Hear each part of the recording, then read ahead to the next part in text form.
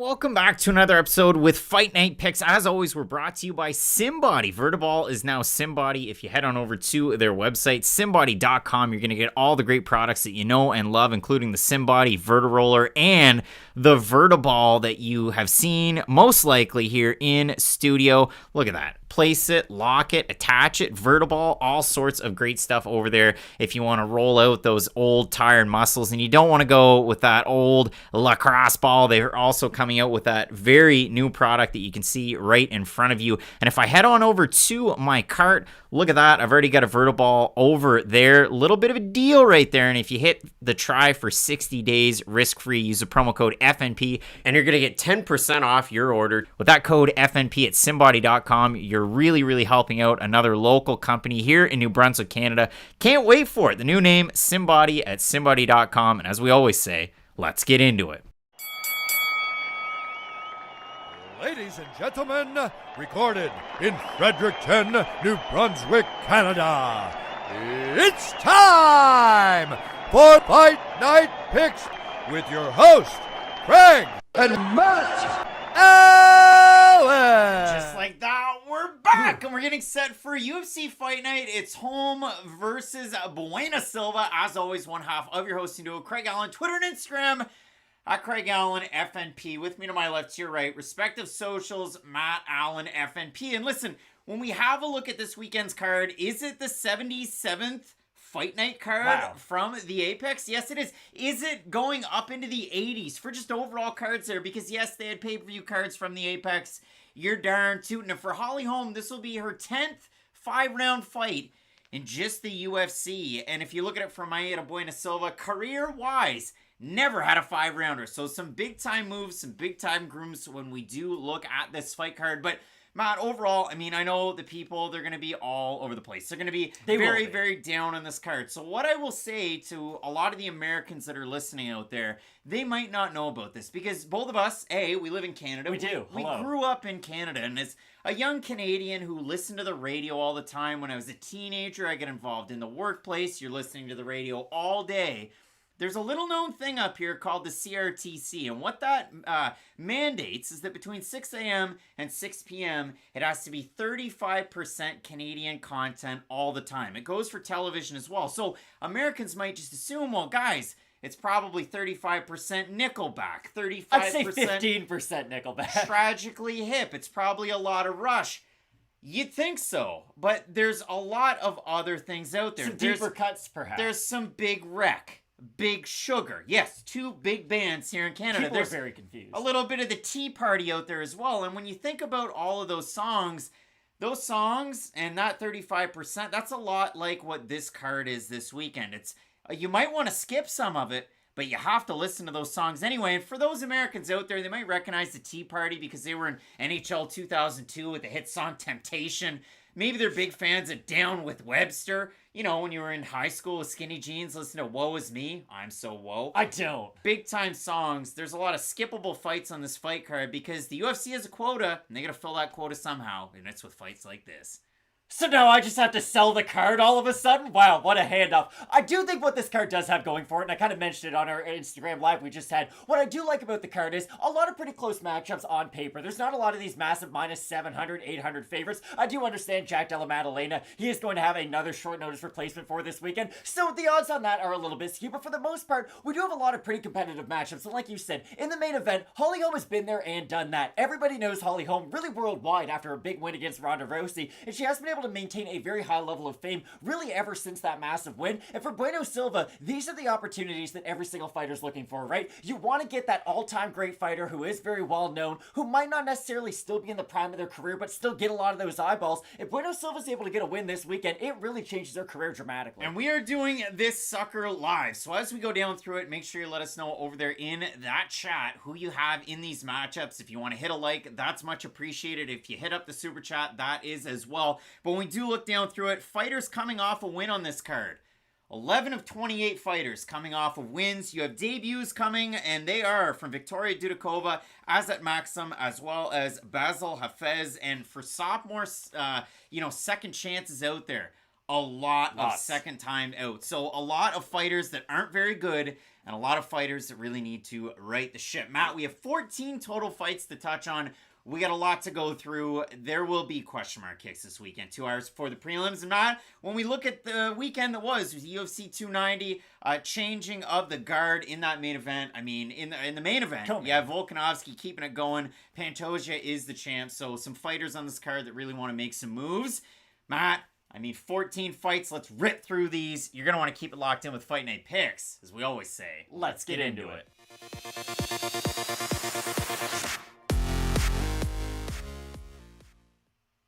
Something at bantamweight this weekend. We have Ashlee Evans-Smith representing America at 6-5, taking on the former Samurai Fight House champ Ailin Perez. Matt, Argentinian MMA. It's on the skids, bud. And you got two of those fighters. There was only about 5 fighters from there to begin with. So on the skids, if 2 of them aren't doing well, you could say on the skids. Very small sample size. It's bad. And for the Samurai Fight House lore, you've got Ailin Perez in this fight. You also have Francisco Prado fighting later on the card. So overall, if we do figure, how this fight could go, Ailin Perez was a very, very aggressive fighter on the regional scene. And you saw her fighting on the foam tiles when she was over with Samurai Fight House during the pandemic, getting a win over Tamiris Vidal.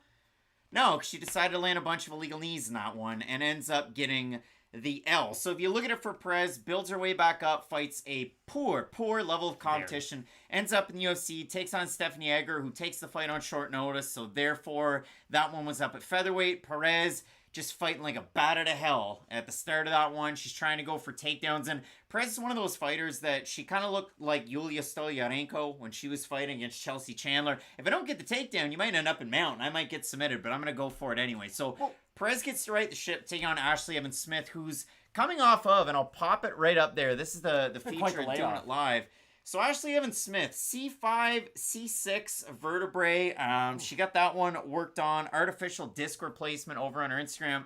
Also coming off of a USADA suspension is Ashlee Evans-Smith. So she hasn't picked up a win since she beat out Bec Rawlings out of the UFC at UFC 223 when Ali Aquinta challenged Khabib Nurmagomedov for the lightweight belt. An oddly memorable card. That was when Bec Rawlings lost to Ashlee Evans-Smith.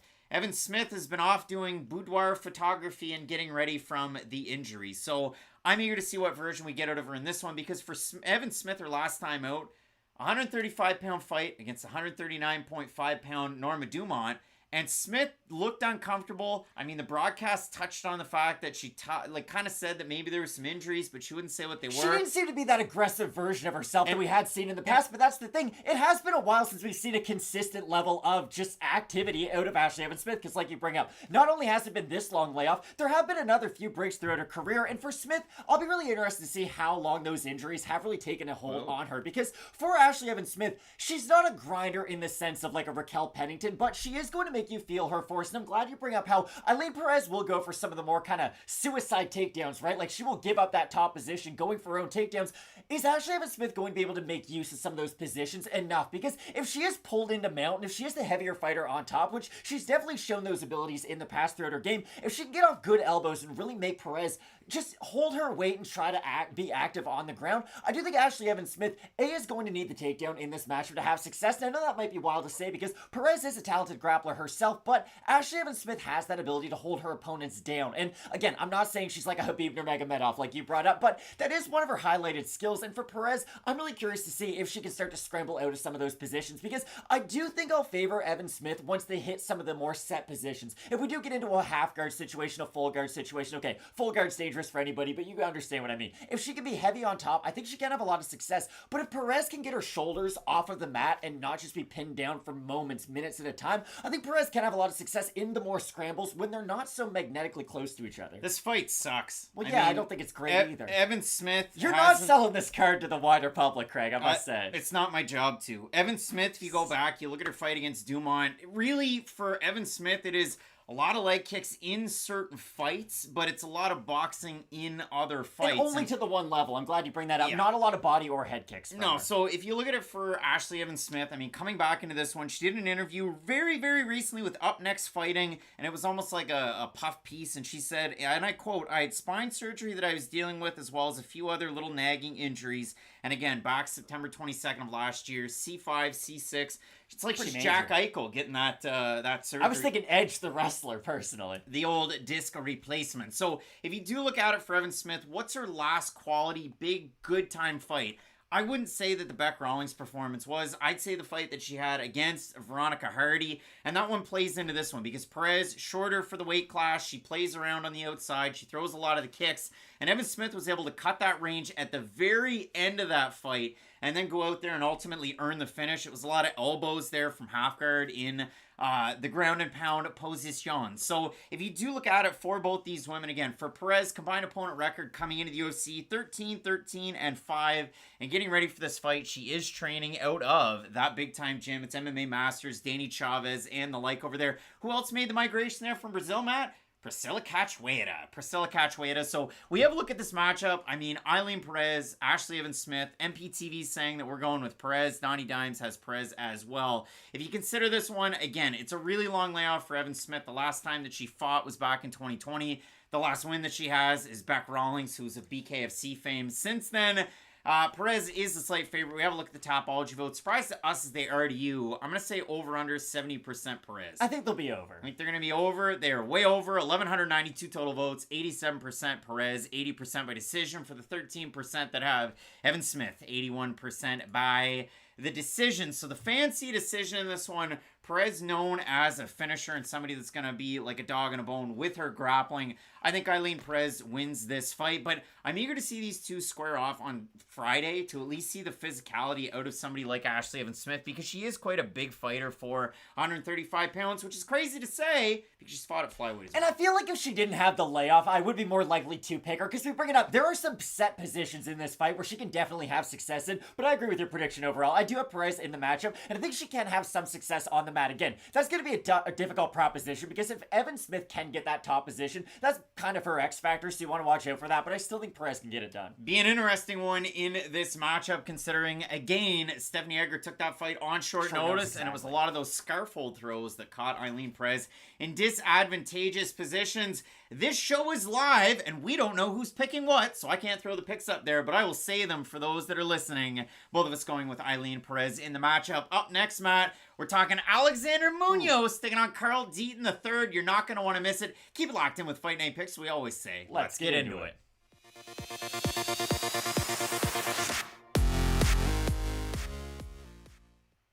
Carl Deaton III. He's training close to home in this one, making the move to the Academy MN up there in Brooklyn Center, Minnesota. Matt, listen to that in an interview that Carl Deaton III did with James Lynch of MMA Sucka. And for Deaton, he's going to have two very important people in his corner. He's going to have his father, so that's pretty cool to see. But who else could he have in his corner? Who's the guy from the Academy, Minnesota? I'm not going to make you wait, or the folks that are out there at home. It is a guy that you're making us wait. One of the greatest fighters of all time in UFC history, Greg Nelson. He coached Brock Lesnar, brother. I mean, Greg Nelson, he's a 5th degree black belt in Brazilian Jiu-Jitsu. He went to D1, and he was doing the damn thing with his wrestling at University of Minnesota. And I can see that working out well for Carl Deaton. He said to James that he's been up there in Minnesota for the last 3 months. And Deaton's one of those guys that bounced around between gyms. His last time out on short notice, he was training out of Syndicate. Before that, a little bit of time at ATT. So I'm really eager to see who the fans have in this matchup, because for Deaton III, he gets put in on short notice. He takes on Joe Selecki. And you know what? Let's throw it on over to a clip. Let's do it. With old Carl Deaton III before that Selecki match. Carl Deaton III is a guy that a lot of fight fans on the U.S. regional scene probably already know. I mean, he's fought with the PFL. He's fought with a lot of different organizations, and his nickname could be a couple of different things. It could be Anishinaabe, which defines the indigenous populations that are native to the Great Lakes region. So very interesting from Carl Deaton III. But we once flew over the Great Lakes with one of your friends, and he thought it was the ocean. Yeah, he actually did. It was the ocean. That really did happen. I know. I just That's not a joke. But I flew over them last week. But for Carl Deaton III, it could also be CD3, like RG3. I like CD3, actually. My Cleveland Browns best quarterback that we've had lately. But Matt, when I do look at this matchup and I do look at a guy like Carl Deaton III, we kind of touched on this earlier on in the card. You have a guy like Jose Johnson, he's 15-7, and now you have Carl Deaton, who's 33 years old. He's 17-5. He's finally getting that shot in the UFC and a couple of no contests on that record as well. But if you go down through this record, there are some names that you might recognize. He has a win over Justin James from last year. He also has a fight against Vince Murdoch from back in 2017. So there are some names that you can draw off of. And that fight that he had against Justin James, there are even some parallels and some positives you can draw from in a fight like this against Joe Solecki. There definitely is, but this has to be said about Justin James. He had lost 6 straight fights leading up to that, including that fight. Not 6. He was not on the best stage of his career. He had lost 4 leaving the UFC, and then he had lost 1 immediately after. So for Justin James, he definitely was not at the best stage of his career whatsoever. Yeah, and if you look at it for Deaton, he was already getting ready for a fight. So this one is on short notice, but he was getting ready for one against 5-2 jackpot Jesse Smith at WXC 89. So that fight was supposed to be coming up this Friday. Now he gets an extra day to kind of cut the weight, get ready for it. But again, if you look at it for Deaton III, total combined opponent record out of all of those fights, the 24 fights that he's had as a pro, 186, 146, and 2. That's an average of 7 3/4 and 6.08. So the experience is what it is. It's against a level of competition. Again, as I mentioned, he fought with PFL. If you look at that fight against Alejandro Flores, he loses that one by split decision. I thought Flores did win 2 rounds out of that one. He picks up the win over Justin James in a fight that was fun, I guess. Like, out of it, James is going for some of those takedowns. Deaton's able to get out of some really bad positions. In the end of it, great takedown defense and scrambles out of Deaton throughout the fight. He's able to really do a decent job with his striking. And for Deaton, what I do like out of him, like, he will kind of, he's got an odd style, almost like a Nate Diaz in a way, where he's really heavy on his lead foot. And he puts a lot of weight on the ball, like the front of his toes. And then he goes out there and strikes. Now, you can get countered because he doesn't check leg kicks himself in any of his fights. And he does get countered because he leaves his chin out there when he throws a lot of these shots. The other trouble is, when you're trying to cut the cage and your opponent circles away, you put all that weight on your foot and you start to land. They're able to just get out of the way, land hooks the counter. So I've seen that out of some of Deaton's fights. Solecki and Carl Deaton. And for Carl Deaton in that matchup, in the second round at the 4-minute and 55-second mark, he got put to sleep. And so for the entirety of as long as that fight went, and I will quote, 4 minutes and 26 seconds of control time in the first round, 4 minutes and 25 seconds of control time in the second round for Joe Solecki. He absolutely ground out Carl Deaton, who showed up on 8 days' notice, replacing Benoit Saint-Denis. That guy's on fire. So Deaton didn't look his best in that matchup. But again, as we kind of iterated there, Deaton's fought a similar opponent to Alexander Munoz in Justin James, and he made out well in some of those scrambles. So I'm eager to see what you made of Carl Deaton in this matchup where he's taking on Munoz. What I really like about what you can take from his previous matchup against Solecki and kind of bring into this fight is, yes, they are both grapplers in a sense, but the way that they go about their grappling is quite a bit different. Munoz, I don't think, is this submission threat that a guy like Solecki is, to where he's that heavy on top. And what I do like about Solecki is he showed that against Jim Miller, too. This isn't just me saying it, but he'll kind of threaten with one submission, get you thinking about one part of your body, and then that's when it can open up a different spot for him, and he can always just kind of be that half step ahead, whereas Alexander Munoz is going to be more of that heavier wrestler style, and for him, I'm going to be curious to see if he can maintain some of those same positions, because if he is just trying to hold time in that full guard, in the half guard, and not try to go past that into side control and into some more dominant positions, not that I think Carl Deaton's going to be able to scramble off the bottom all that much, but I do think it's going to allow him at least more opportunities to, and that's the big thing, because like you bring up, he just didn't have a chance to breathe against Joe Solecki, so it is really difficult to draw a lot from that fight. But there's one thing I really wanted to bring up about Carl Deaton. Chael Sonnen said this in one of his PFL fights, and then it really put it in my mind. It was Carl Deaton standing like a half step too far away from his opponent right now. It'd be nice if he just took that extra little half step in. Oddly enough, I think it could help him in this fight, because Munoz is a guy who can get caught from just charging in a little bit too far. He's not the best at jab, ducking under your feet. He's a big overhand. So exactly, if Deaton is fighting from that kind of half step too far back, it might be normally seen as a negative, but oddly enough, this might be a matchup where it could help him in it. So Alexander Munoz looking to try and pick up steam, and where other coaches from Team Alpha Male have kind of really had a good job of late, and you think about Mike Malott, even though all of his success is tied to him training in Canada. Exactly. So that's a feather in his cap. If you look at it for Munoz, he did an interview with JHK, the All-Star, and it came out on July 6th, and I quote, "Unfortunately, I tore my ACL, and I've just been grinding trying to come back from that. It's actually the second tear that I've had," and he said he fought with a torn ACL in the past, and he was able to get a win in that matchup. He also said that he put on more muscle to build back the knee strength, and I quote, "I got up to like 200 plus. Wow. I think I was like 205 at one point." And all I can think of for Alexander Munoz and for some of the smaller guys that get really, really big, who was it that got into the old twister position down in the lower weight Diego classes? Sanchez. Or no, Matt. Leonardo No. We'll get back I'm going to it. know his name. He fought the Korean Zombie twice. No, he didn't. But the purpose, it's not Leonard Garcia. That's But what I'm if thinking you look of. at it for Alexander He was Munoz, putting a twister, though. a lot of knee issues and a lot to build back of. He's looking for his first UFC win. Hasn't fought in 2 years. Now, in the debut against Nasrat Haqparast on short notice, he wasn't able to work the wrestling against the striker. So you might go, well, Dan Hooker looked amazing doing that. Well, Dan Hooker looked amazing Dan breaking Hooker's a his good fighter, face and though. his arm last weekend. So for Munoz, next time out, he fights Luis Pena.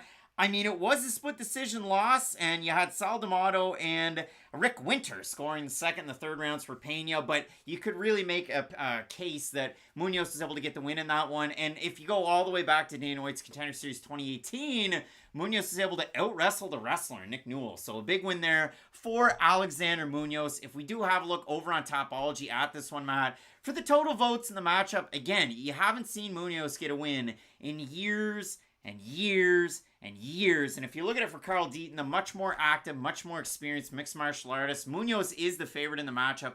We have a look at those Topology votes. I'm going to say over under 70% Munoz in this one. I'll say over. I say over, and it is over. 1,138 total votes. 77% Munoz, 88% by decision. For the 23% that I've Deaton, 75% by decision. Donnie Dimes going with Munoz. Who do you have in this one? It's a weird fight because if Munoz wins, it probably won't be the most aesthetically pleasing fight. It probably will be a lot of that top control, a lot of that pressure, because when he is able to get the fight into some of those positions, he's a difficult guy to buck off. It's not just like he's got weak top pressure, because there are some wrestlers who, I don't want to say they have bad top pressure, but you can tell, once they get the takedown, they're great with the takedown, but once they hit the mat, that extra level of grappling won't always kick in. Munoz, I don't have that same problem with, but I do think Deaton has more layers to his game, so if Deaton is able to win, he could hurt him on the feet.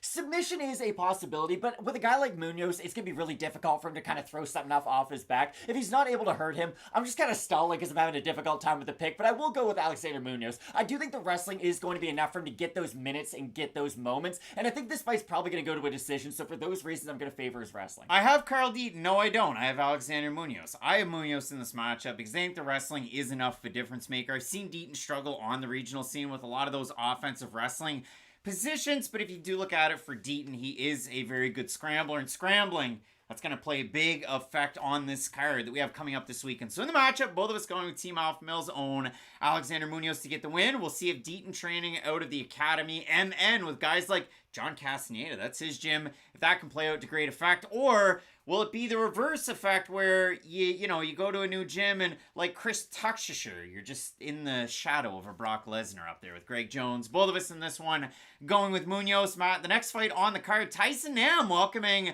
a big-time Azat Maksum into the UFC. You're not going to want to miss it. Keep it locked in with Fight Night Picks. We always say, let's get into it.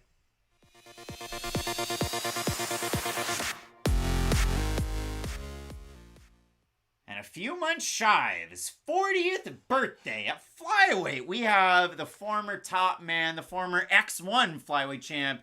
It's Tyson Nam coming off of a knock him down off a front kick and then submit him to sleep fight that he had against Bueno Silva's last time out. Nam now welcoming in Azat Maksum, the undefeated 16-0 fighter out of Kazakhstan. And if you're thinking, hey, another undefeated fighter out of Kazakhstan that's very good, yeah, just like Shavkat Rakhmonov, kind of like Demiris Magulov, not so much like Zaruk Adashev, but you get the gist, the fact that Kazakhstan is really putting on and putting out some really good fighters. So when you look at a matchup like this, Matt, for Maksum, the former champ over with Octagon, spelled the way that we'd spell it in North America, and not like the promotion out of Eastern Europe that's really cool and has great production value.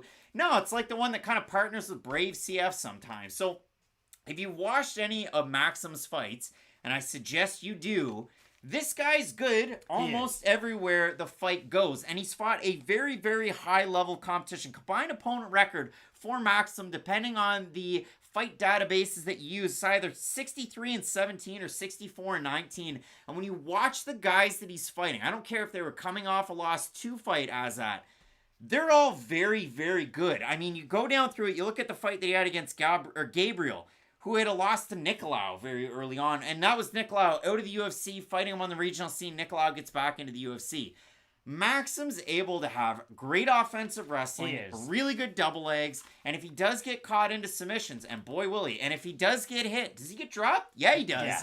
He tends to rally back really well in his fights, and I think that's going to play out in a fight like this against Tyson Nam, because without going just fight to fight, which I will for Maksum, but he strikes really good when he's moving forward and he blitzes, but he also drops his hands when his opponents go to hit him. Well, not even that, though. The thing that I worry about with Maksum, especially in this matchup, is when he throws his 1-2, his hands drop to his waist and not his chin. And the weird thing is, his hands are normally kind of up by his shoulders, up by his chin. Not that I think it's an intentional move, but you can tell that it's one of those things that he's probably just repped so many times in the gym. 1-2, 1-2, 1-2. Without the repercussion of other attacks coming back to you, you can get away with some of those types of things. And like you bring up, we have seen him get cracked on his way up to the UFC throughout his regional run. We've seen him get caught in some scrambles too. We were talking about that before we even started filming. It's a weird thing about Azat to where he'll offensively go for takedowns, and even when he's defending takedowns, he'll end in that sprawl position quite often. He's not a guy who's going to dig those double underhooks immediately and then get into some of those longer clinch engagements on the cage. It tends to be, okay, one of us is shooting, vice or versa, and then it's an immediate sprawl, and they'll kind of figure it out from there. Now, to his credit, he has been able to continue to grapple his way out of a lot of those positions, and that's what I do like about him. He never will just get caught in that one position and kind of stop and catch his breath. He's going to stay active and he's going to try to keep on working out of some of those spots.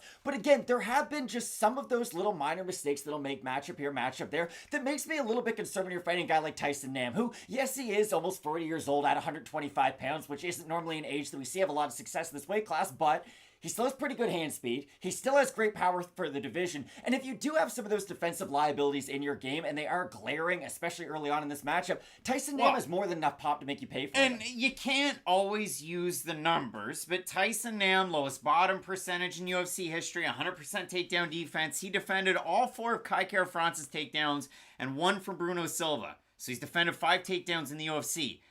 But to couple that and to really dive deep into it and make it make a little bit of sense, Tyson Nam's hallmark when he was on the regional scene was defend all the takedowns and outstrike my opponent. Now, the thing that I don't love about Tyson Nam, and this was even coming into the UFC, it got him caught against Sergio Perez. It got him caught, like the race car driver, Sergio Perez. It got him caught against Kai Kara France as well. He's a low volume guy, and Tyson Nam reminds me a lot, or vice versa, depending on the ages, of a guy that fought last weekend. Won the first round of his fight, lost the next 2. Did the same thing against Billy Q.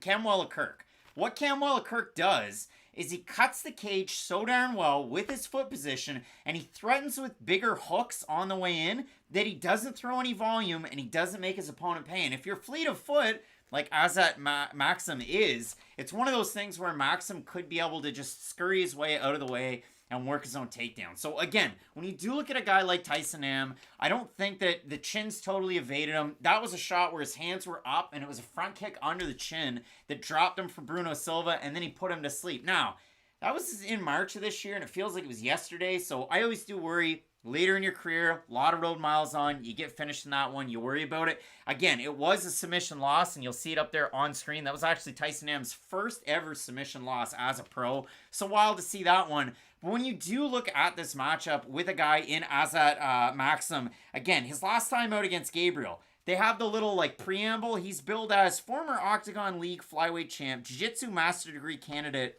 and Jetki Jek Master Degree. And if you look at his record, I wonder if his early fights that are under Jetki Jep are actually pro MMA fights, because I watched Jetki Jep fights, and they were headgear and shin guards. It doesn't really look like pro MMA, but it is what it is and got him to this point in that matchup. A lot of takedowns. I had it. It's either 29-28 for Maksum or 30-27. He got caught in a lot of triangles in that one, so it is what it is. But his opponent was also very good. You watch his fight against Kebekov. He's billed as a freestyle wrestling degree master candidate, and in that one, I mean, the big ground and pound, the submission, you see a big overhand right from Maksum. You also see where he throws it as a cross as well, and he really does do damage to his opponents. But again, if you go back through it, I mean, against Kiroz, that was the one where he got dropped, and that was a scary, scary one.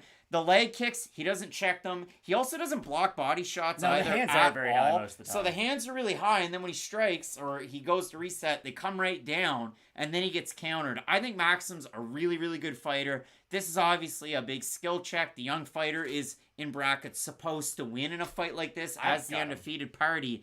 But if you do look at it, I mean, it is a tricky one against a true vet of the sport in Tyson Nam, a guy that's fought a who's who both outside and inside of the UFC. So if we have a look over on Tapology, for the total votes on this one, I'm going to say over under 80% Azat Maksum. Over. I think they'll be in the 90s.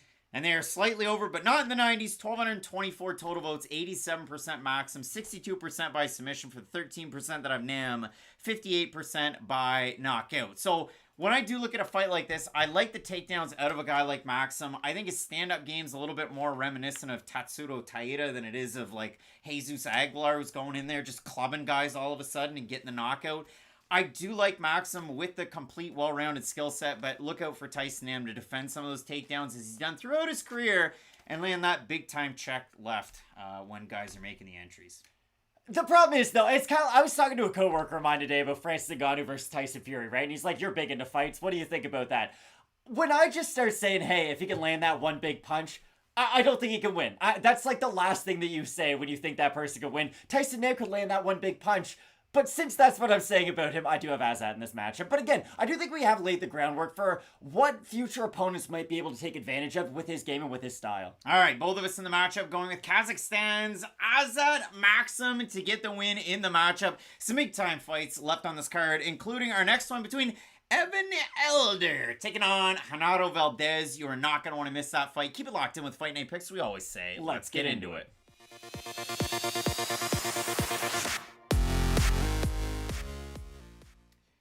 Give me that Evan Elder fight. The Phenom taking on Rayadito, Genaro Valdez.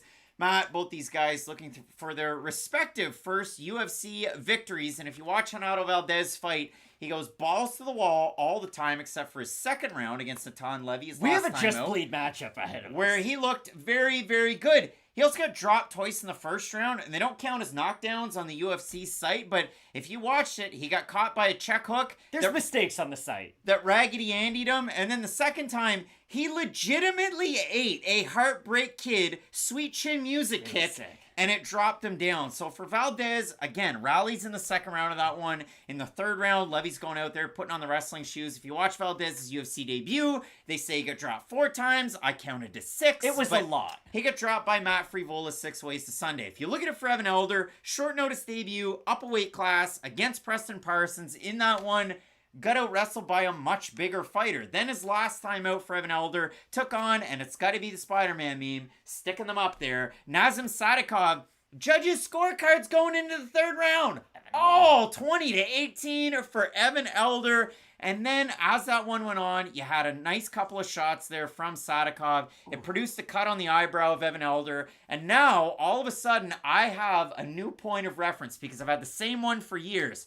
Just like Howley Paiva when he took on Rogerio Bontorin, the eyebrow evaded him, and it was a really gross cut. If Elder could have continued, you know that he would have. If super glue was allowed in the cage, they would have super glued that sucker back up. If puffers were allowed, Craig Hardy would have one more win. Undefeated, brother. But if you look at it for Evan Elder, he faced a poor level competition coming into the UFC, and then all of a sudden, I think he's looked good against, even in a loss to Preston Parsons, he looked good, and against a really good striker in Nazim Sadykhov, who put the pedal to the metal, and you talk about putting Elder on his back foot against the black lines. Yeah, Elder did a great job of withstanding that, switching his stances, throwing his kick to all 3 levels. And if Elder needs to wrestle, we saw that in the regional scene, he can pull that out of his back pocket as a trump card. So I like the gyms for both these guys. I'll put it up there right now. I mean, for Genaro Valdez, you've seen him out of Entram Gym for a very, very long time. In that picture with Michael Morales, who looked great against Max Griffin recently. But if you look at it for Evan Elder, training out of Killcliff FC, and he's one of those guys,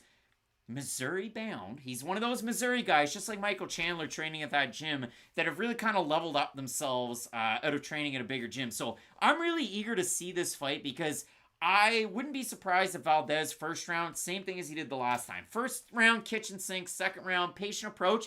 But when he picked his shots, he looked really good. He did look really good, and that's the interesting thing. Fighters don't often make that evolution mid-fight in their career, but if Valdez is able to show us a little bit more reserved version of himself, still have the same pop on his shots and the same variety on his shots, I think he can have a lot of success in this matchup, especially because Evan Elder is a great striker. You bring it up, his ability to switch stances. He will plant his feet sometimes and try to overcommit on a power shot. We saw that in his last matchup. That's why I bring up him getting hurt in the first round, I believe, because he plants, goes for a left hook, and then all of a sudden he kind of misses on it and just gets tapped on the side of the head. And with Valdez throwing his sort of looping shots over the shoulder, those are the types of shots that could land on a guy like Elder if he isn't watching himself and if he is getting backed up behind those two lines. Because I agree with you, I do think Elder has maybe not two versions of himself, but there is a different guy when he's the aggressor in his fights to where when he's the one being backed up. Because when he's backed up, not that he can't strike moving backwards or fight moving backwards, but he is more susceptible to being hit by some of those shots. But when he's moving forward and when you're fighting at his pace and not the other way around, it's a lot to deal with. He's going to go to the body. He's going to make you think about those kicks that you brought up. And that's why I do have a hard time with this match, because even if Valdez goes in there with that kind of kitchen sink approach, like you said, I still think that could get him the win, and I don't often say that in matchups just because if he does burn that hot, he might be able to land one of those big shots early and just not let Elder get into a flow. Well, and that's the thing for Valdez when he's fighting on Dana White's Contender Series against Patrick White. Lost the first round, rallies in the second round. Against Natan Levy, loses the first round, rallies in the second round, loses the third round. So if you do look at this one, I mean, Donnie Dimes is saying, I'll take Elder, just think he's a better fighter. If you watch his last time out, faking or at least going a little bit low, and he'll throw a jab to the body to come up overhand. That overhand right was what landed and dropped Sadykhov in that matchup. So if you do consider for both of these guys, I mean, there's obviously a large margin for each because they both hit so gosh darn hard. But Evan Elder, one of those guys, I would expect him to go to the wrestling more than maybe a guy like Genaro Valdez. And if you look at it for Genaro, I mean, you're training with such a good room, and you've seen that for Brandon Moreno. Kind of goes around with the guys like Macio Fullen, guys like Marcelo Rojo, so guys in those lower weight classes that can get you ready for a matchup like this. Genaro got to the top of the mountain with Lutz. Lutz is one of those organizations where you don't know what you're going to get. Yeah, it's kind of like WLF Wars. Do you worry about Valdez, where sometimes he will get hurt by a big shot, or at least tapped by a big shot, and start to wrestle a little bit? Do you think that might be able to open up a counter for Elder and some of those up-the-middle attacks? It very well could, and if you look at it for Valdez, he's got some submission wins, but again, it's a lot of, like, no hook chokes and stuff. Like, it doesn't necessarily work out every time. And for Azat, in our last fight, I mean, Maksum, he's one of those guys that tries to go for a lot of chokes, no hooks, and really struggles to get his hooks in every single fight. Valdez is one of those guys that's just going to go for broke. He reminds me a little bit of like an AJ Dobson up at middleweight. So if you look at this one, Matt, we have a look at the Topology votes. Surprise to us as they are to you. I'm going to say over under 75% Elder in the matchup. I think they'll be over. And they are under slightly. 1,134 total votes, 74% Elder, 38% by decision, 54% by knockout. For the 26% that have Valdez, 46% by decision, 43% by knockout. And this is one of those fights where the loser probably goes home. There's a lot of those on this card.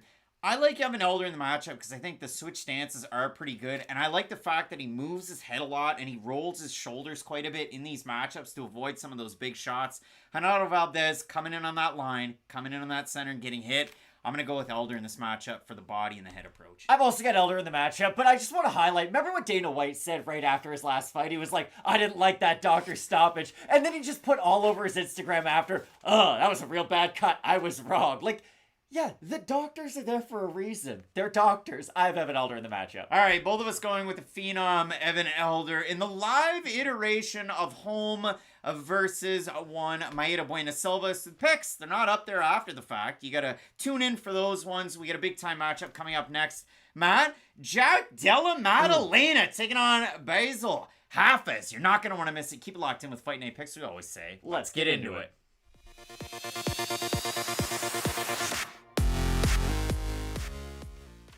And on Monday night, across the wire on short notice, Ariel Helwani saying that no, Della Maddalena is not going all the way back to Western Australia. He's going to take a fight against the former CFFC and Fury FC welterweight champ. It's Bassil Hafez. And if you look at a matchup like this, Matt, I can say it open and honestly, I actually did know who Bassil Hafez was. Because when he won his CFFC belt, he beat St. John, New Brunswick, Canada's own Christian Savoy. a man who we saw fight. No, it wasn't Fight League Atlantic. I almost made a mistake there. Freudian slip. It was, what was the name of that? If you think I remember Fight what the Legends, name of that like one-time either way, promotion was. it was a small promotion at the Lord Beaverbrook Arena in St. John, New Brunswick. And Christian wore a leather vest with no shirt on underneath it. And so if you watch Bassil Hafez fight, this is one of those guys, they're going to bill him as a first-degree Brazilian Jiu-Jitsu black belt. And if you look through everything, and I might as well just switch on over to that screen right now, I have him listed as pound-for-pound Muay Thai. But he's been billed at a Factory X in the past. He trains at Elevation. He trains at Onyx as well with some of the better fighters that you're going to see out there. The Usman brothers, Justin Gaethje, Grant Neal's there, Archie Colgan. A lot of really, really good fighters training in the Colorado area. So for Bassil Hafez, if you watch these fights that he's in, the thing that I worry about is his gas tank. I have no gosh darn idea how good it is. His fights, people are going to go out there and they're going to say, okay, well, he drew with Jeremiah Wells. He's pretty darn good. I watched that fight with Jeremiah Wells. First round, Bassil Hafez. Second round, pretty close. Third round, really close. Judges' scorecards. 29-28 Hafez. 29-28 Wells. 29-28 split draw. Those numbers don't add up to a split draw. So I don't know who won the gosh darn fight. But when I watched it, I thought, hey, there's a good case. If somebody won that fight, I thought the Bassil Hafez won it. And I say that, lending credence to Bassil Hafez because Jeremiah Wells is now 4-0 in the UFC. He's had a good run, yeah. Hafez, split decision loss in a title fight with CFFC after he beat Christian Savoy against Evan Cutts. Gets the rematch Cutts over with Fury, and what does he do?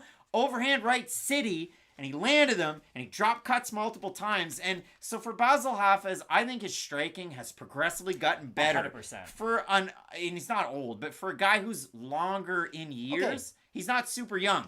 Overhand right is great, but when Bassil does his switch stance over to southpaw, it's odd because he stops throwing, he plants his feet, and he waits for you to come in so he can land his right hook. And I've seen him drop guys with that check right. It's a really powerful It shot. really is good. Watching the tape on Bassil Hafez was an absolute treat, and I think he deserves a shot in the UFC. It's going to be tough against Jack Della Maddalena. However, I don't think people are going to talk about this. Last Friday morning, Jack Della Maddalena weighed in at 171 for a fight against the muscle hamster Josiah. And if you look at it for his opponent, I mean, I hope Josiah Harrell nothing but the best. Exactly. I hope he comes through all of the medical issues that were found during testing, and I hope he comes out great on the other side. For Jack Della Maddalena, though, could this be a UFC 249 case of Tony Ferguson making weight twice? Could this be a case like Zhalgas Zhumagulov getting ready for Estevam, and then the other Brazilian fighter is ready for before he got ready for Joshua Van? I don't like when guys make 2 straight weight cuts back-to-back. So for Della, it's tough because on a full camp against Bassil Hafez, I would take Jack Della without a doubt in my mind. But the double weight cut, it scares me for sure. The double weight cut scares me, but like, Justin Gaethje could have just beat the brakes off Tony Ferguson anyways. You know, like, I understand those questions do have to be brought up, but the other side of the story is that could have just been the result no matter what. Like, nothing about that fight made it look like Tony Ferguson was just drained because he had a previous weight cut. He just got his ass beat by Gaethje. And yes, I do agree. There is reasons to bring it up, but for Jack Della Maddalena, I just go back to what I said when Jim Miller seemed to take a short notice fight every single time he fought. It's really difficult to beat guys who are outside the rankings in that like 25 to 15 spot, right? Like, those are the guys you have to beat so that you do get a number next to your name. It's really difficult to beat those guys on short notice, especially if you even have a full training camp. Jack Della Maddalena is in the rankings. He really is in his prime right now. Now, what I am a little bit concerned about is if he's not able to close that distance effectively without eating some of those bigger power shots on the outside, then yes, maybe we could see him eat a couple of bigger shots and not lose confidence, just because I think it's so ingrained in his style, just be that face first, kind of get up in you, use his boxing combinations. But if he is eating some power shots as a result of that, we could see more of a hesitant version of Jack Della Maddalena. And people are going to then downplay Hafez because of a split decision win over Anthony Ivy. First round, it's a, right hand that was able to drop Ivy. Second round, it was a knee that dropped Ivy. Third round, Ivy won based off his grappling and striking. And for some reason, one of the judges scored the first round for Ivy. So I thought Hafez overwhelmingly won the first, won the second, and then he did not win the third. And if you look at it for Hafez, he is one of those guys, once he gets that slam double leg and gets you down to the mat, if you're a good grappler, you might be able to get out of some of those tricky positions. And we've seen guys do it.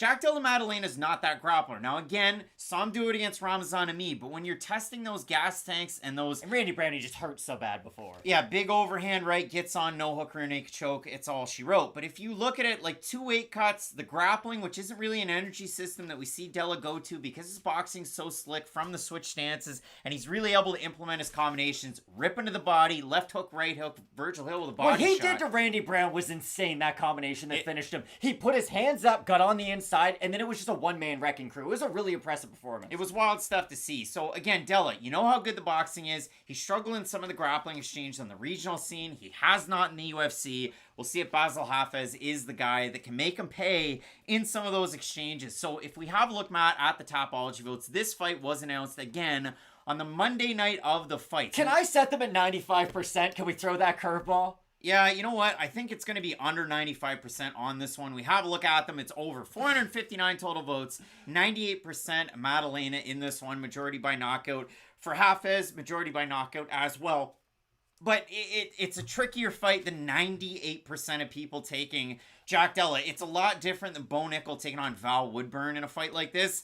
I do have Jack Della Maddalena in the fight because I think his hand speed is going to be a big thing and a big issue for Hafez to overcome. But we'll see how this one plays out coming up this week. Della Maddalena, I think, is one of the better fighters in this division, at least on the rise right now. But that's the fun thing about some of these divisions. We are seeing a bit of a turnover in 170, 185, 205 even. So it is kind of fun to see these newer guys on the rise. And for Hafez, if he could get this win, this is insane. Like Josh Emmett versus Josh Emmett versus Ricardo Lamas. Alexander Hernandez versus Benil Dariush. It's one of those massive upsets where it really makes you reconsider the division. I don't think it. I think that's a really silly thing to say. I don't think so. Based on how good Hafez is. But Craig, it's a debutant fighting a guy who is currently in the rankings. Just that right there is a massive thing. That rarely happens where the guy ends up getting the win. Just because you say that, that might be true. But it's an unranked fighter who's never fought in the organization before on short notice against a guy who's ranked. We will see how this fight plays out and if they move it up the card throughout the week. Both of us going with Australia's Jack Della Maddalena to get the win. Let us know who you have in this matchup. The rest of the fights on the card. The next one coming up, it's Austin Lingo taking on Milk Costa. You're not going to want to miss it. Keep it locked in with Fight Night Picks. We always say, let's get into it.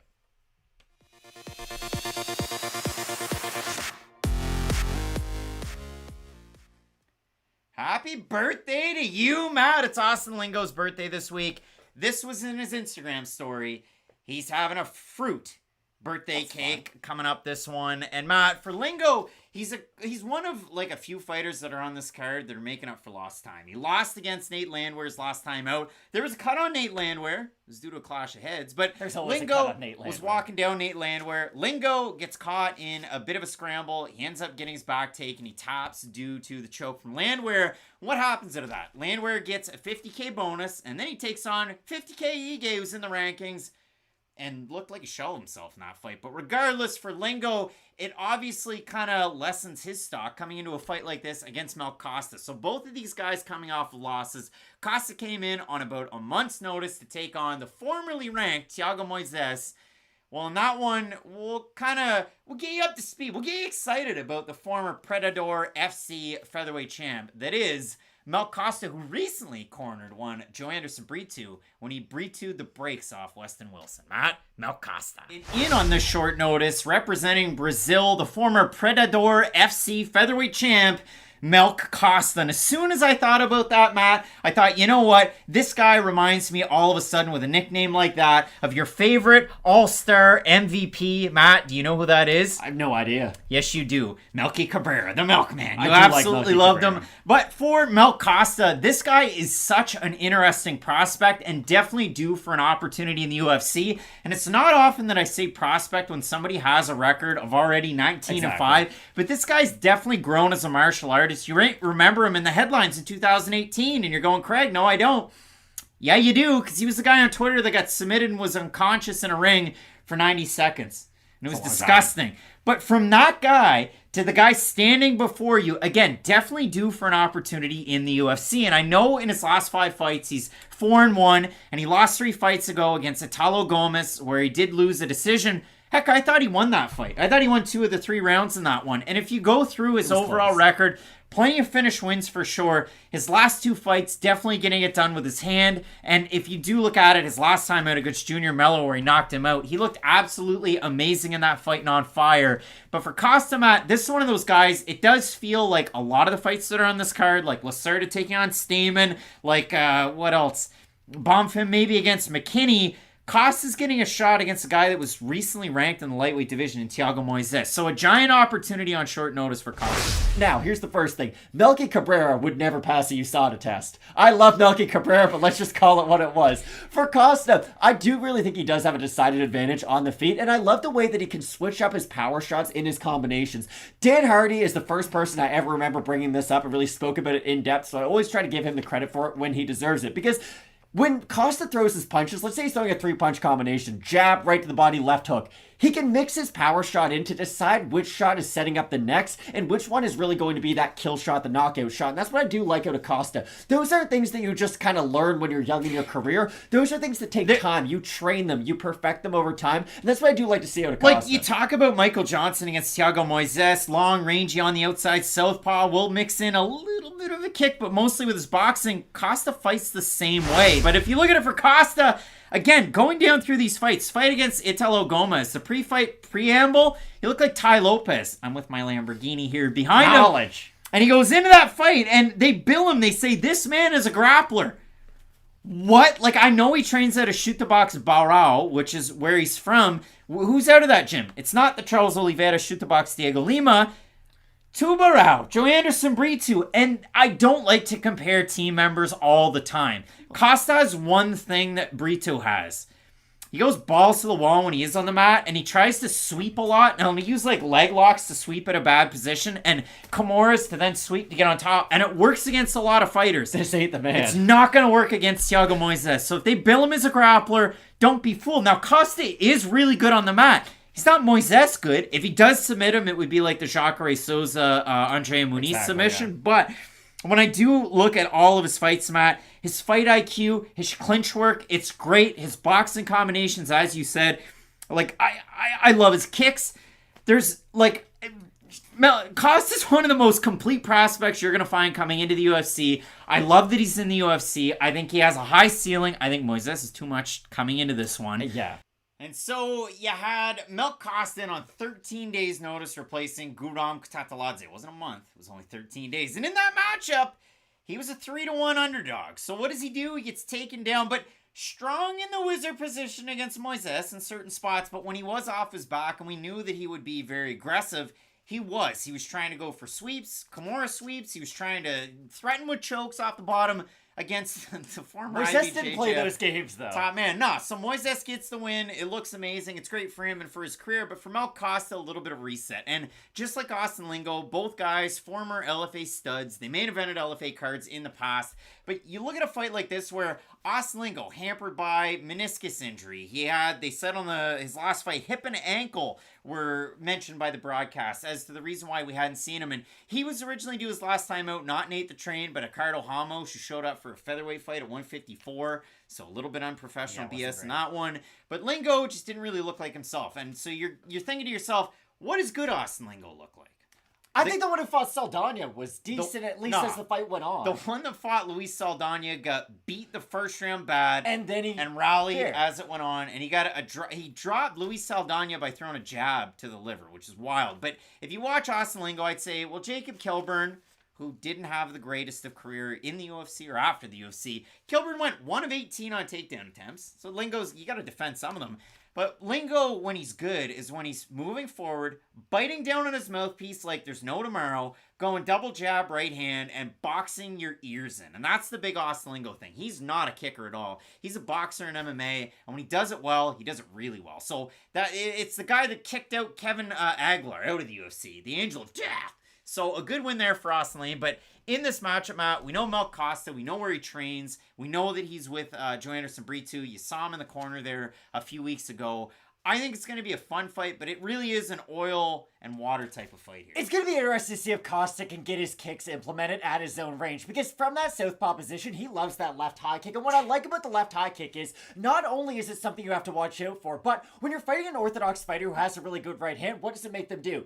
it makes them keep it up and use it defensively for a lot of positions, because guess what? If it's not up, they're going to get hit with that head kick quite often. So what I like out of Costa is that one technique is not only an offensive maneuver, I do think it's going to make Austin Lingo, listen, you're not going to make him become a defensive shell of himself, right? He wants to get in your face, like you say. The boxing is nice. What I like about Lingo too is he'll kind of get hot with the jab sometimes, you know? It'll be really accurate. He'll stick it at you 3, 4, 5 times, and then he can hit you with that right hand. And when those two weapons are working in unison, he is a very effective fighter, but I am going to see, or very curious to see, how is he going to handle some of the kicks and the movement of Costa? Because if the jab's not landing, and if he is that kind of half step out of range, he doesn't necessarily have all those other tools to then go out there and make up the difference athletically. So I do think it's going to come down to, can he damage Costa? Not even early. I just think he's really going to have to damage him on some of those closer engagements, because if Costa is leaving himself a little bit wider open, going for some of those bigger techniques, he has a great spinning body kick as well. Lingo can kill him with the fundamentals, I think, as this fight continues. So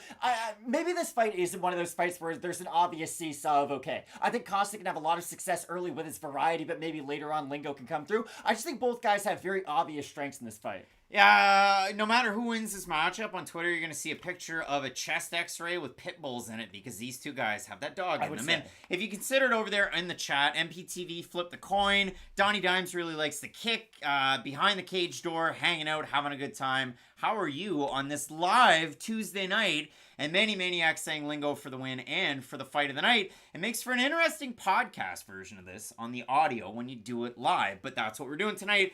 Matt, I mean, we have a look at the Topology votes for Lingo, looking for the first win in a meaningful amount of time. Injuries had him away for a very long time. He was due, as I said, Hamosh. He ends up with Landwehr, who ends up against a ranked opponent. Costa takes on the former ranked man in one, Thiago Moises. And again, as you can see from the graphic, that one was up at featherweight, or sorry, at lightweight. This one will be back down at featherweight, where he was the Predator champ. Costa is the favorite in the matchup. I'm going to say over under 80%. For old Milkman, Melky Costa. I think they'll be under, but it'll be the favorite. And it is under 1,128 total votes, 72% Costa, 59% by decision for the 28% that have Lingo, 77% by decision. I mean, Lingo is one of those guys. It's consistent. You see what you're going to see at every fight. For me, I do like the variety of a guy like Costa. He is a little bit more unpredictable. And when it comes to his jiu-jitsu, could it be Thiago Moises at 155? No, but very rarely do men do that. I do like Costa in the fight. I also like Costa in the fight. I think this is going to be a really exciting matchup by the time it's over, because even if Costa is able to win this fight, he's going to get hit by big shots. He's going to get pressure during this fight. And I think those always make for an exciting matchup. So I agree with you. I've also got Costa. Should be a good time. MPTV likes the live show. You have no idea how tiring it is to not have any edits and do this one live, but we're doing it for you. The picks won't pop up on screen, but if you listen, you got them. Both of us going with Melky Costa to get the win. Some big-time fights in this card, including the next one between Victoria Dudakova and her UFC debut, taking on Istela Nunes, the former World Muay Thai champion. You're not going to want to miss it. Keep it locked in with Fight Night Picks. We always say, let's get into it.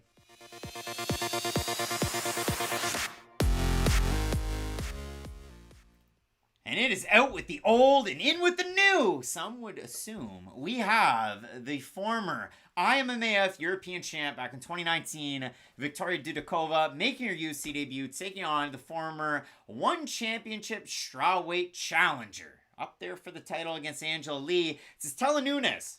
She's 0-3 in the UFC. Istela Nunes. Did she have USADA issues? Istela Nunes. Yes, she did. Matt, this is a really weird fight because if I can shift the focus from the debuting fighter, normally we go with the debuting fighter to start these videos.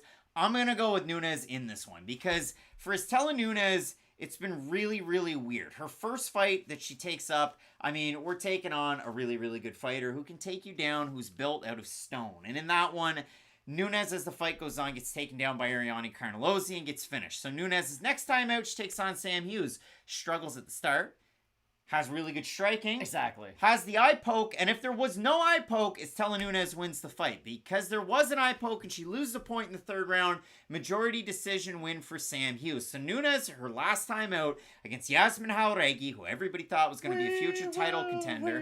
will rock you. That was a wild fight. It could happen. She just struggled her last time out. But Nunes threw the blueprint out there. The check shot that really dropped Jauregui early, but in the second round, Nunes ends up getting finished. So Nunes in this matchup, really good counter striker, really good on the outside. If her gas tank's there, it's great. If it's not, it's not. Struggles with takedowns, but she's been taken down by some good fighters. So I'm eager to see what we get out of Nunes in this one, out of American Top Team against Victoria Dudakova. Because if you look at Dudakova, after her last fight on Contender Series, that was the state of her knee. In the second round, it went really bad for her against Maria Silva.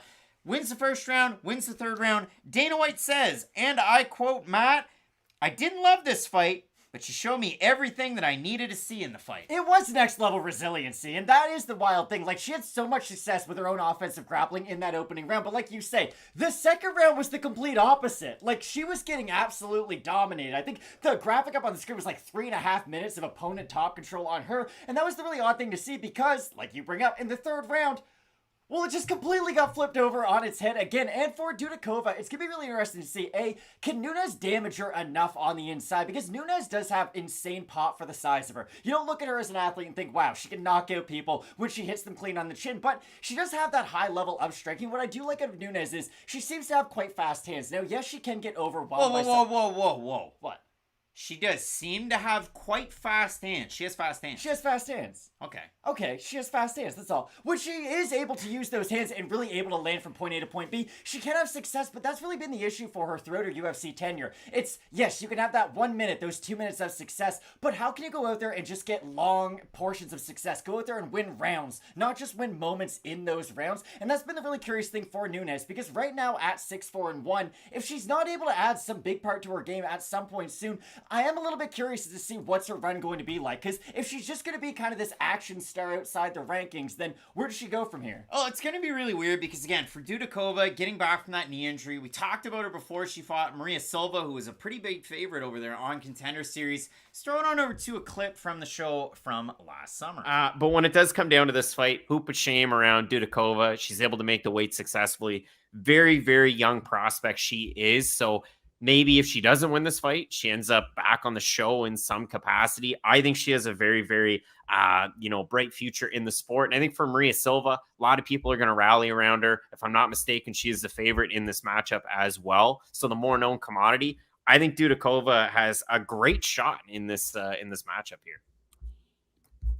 This is my issue with Dudakova. I wasn't impressed with any of her wins on the regional scene. Like, a lot of her wins were over people who she was kind of expected to win. They were making their debut. They didn't have a lot of experience. She'd be one fighter with a good record, but if you do any deep dive on that fighter, she had lost 3 fights going into that, and then the loss to Dudakova was her 4th loss in a row, which isn't great. I don't disagree with you that she could develop into something very promising. I just don't have a good read on her right now, if I'm being completely honest and transparent. At least with Maria Silva, I do feel like she has a steadier foundation, if that makes any sense, because she is good in the clinch. She's a very physically strong fighter, fights with her hands up, will throw a lot of kicks. See, there's a foundation there that you can definitely build upon, like there are other fighters out there who fight in a similar manner to that.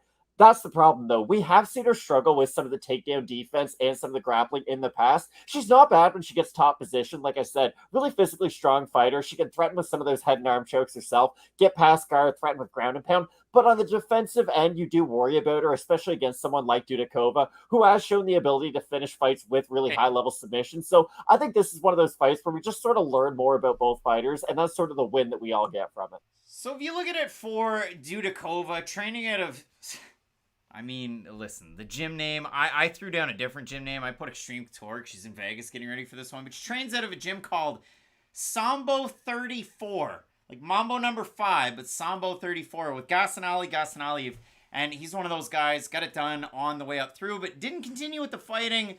Seems to be a bit of a mentor to Dudakova. The other part about this video, Dudakova, I've spelled it Victoria as you'd spell it in North America, because that's how she spells it on her Instagram and everywhere else. The UFC, it's Viktoria. There's some that have Y's out there. If she's spelling it that way, that's how I'm spelling it. But really good takedowns. You watch her on the regional scene, a lot of blitzes that drop her opponents, and then she gets down and submits them. She fought a terrible level of competition on the regional scene, but beating Maria Silva really did tell us something. She didn't have a lot of fights. We just disagree at this, I think. When you don't have a ton of fights yourself, you're not going to be fighting a bunch of people who are like 22-3. Albert Duraev fought a Okay. UFC vet in his 4th fight as a pro. One example. That's great. But for the most part, when you're inexperienced yourself and you only have single-digit fights, people don't match you up with people who have double-digit fights in the win and loss column. It is not that common of an occurrence. Well, if you do look at this matchup, Matt, I mean, Nunes in deep need of a win. Even in that Carnelossi fight, 2 19-19s and a 2018 for Nunes. She gets submitted in the matchup. We have a look at the Tapology votes. Surprised to us as they are to you. I'm going to say over under 80% Dudakova in this one. I feel like the voters have been wilding a little bit. I'll say over. I'm going to say over. It's way over. 1,162 total votes. 93% Dudakova. 32% by decision. 58% by submission. For the 7% that have Nunes, 66% by decision. You have Dudakova, do ya? I think her wrestling's going to be able to get it done. I worry about the injury, of course. We bring up knee injuries on this channel so much, but I still think she's going to be able to get it done. I think that Istela Nunes beats up Victoria Dudakova on the feet and makes it not look Remember like when a Macy competitive Barber fight. was going to not beat Amanda Hebos at all and that fight wasn't going to be close? Matt, remember all the times you were wrong too? No, I'm just saying, like, sometimes you'll be like, oh, this is definitely going to happen. That's all. Yeah, 7% of the fans going with Istela Nunes to get the win. I'm in that 7% camp in the matchup. Splitting the pick of this one, Dudakova coming in, full head of steam. I'm the MAF amateur champ going back to 2019. Is still very, very young in the career. But of course, coming off of that knee injury sustained on Dana White's Contender Series last summer. So an abridged debut for Victoria Dudakova. Split on the pick in the matchup, Matt. We have a very, very, very interesting fight coming up in our next one. Tucker Lutz taking on Melsik Baghdasaryan. You're not going to want to miss it. Keep it locked in with Fight Night Picks, we always say. Let's get into it.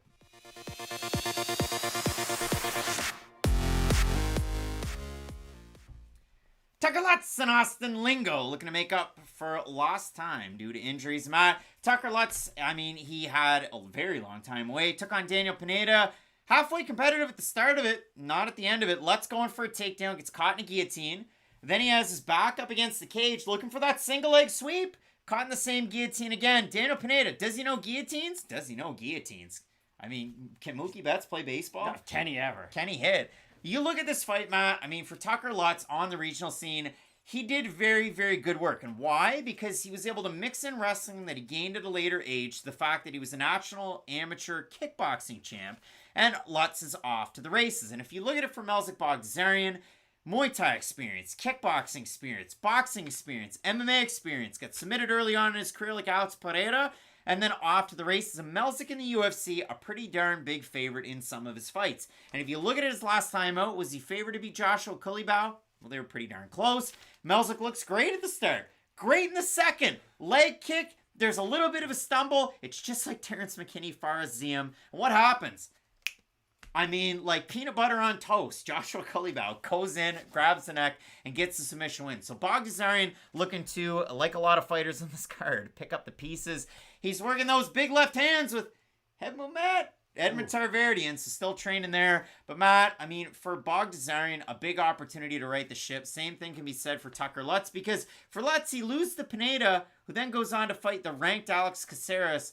So Baghdasaryan kind of getting a chance to almost jump the queue a little bit in a fight like this. And when you look at both of these guys, I mean, Melsik is that striker. Can Tucker Lutz match the striking? Or will Lutz kind of go into the well in the back pocket of the grappling where he's coming back from all those injuries to fight Daniel Pineda? And that's really what this fight comes down to, because I think for Baghdasaryan, if he's not as concerned about the threat of the wrestling, then it's going to help him open up his own game that much more and be more confident in his own kicks. And I think that's going to be a big part of this matchup. Can Lutz make him pay for taking that foot off the ground? Because if every time Baghdasaryan lifts his foot up, he's maybe not getting taken down, but the distance is getting crashed, he's getting held up against the cage, he's just not as comfortable with distance, that is not going to allow him to really flow with some of his striking. And the thing that I do like about Melsik is when he is really able to flow, when he's kind of hitting you with that, it's sort of an overhand kind of right hook, and then he'll step in with the left, and he can switch stances. It is very dynamic movement from the outside.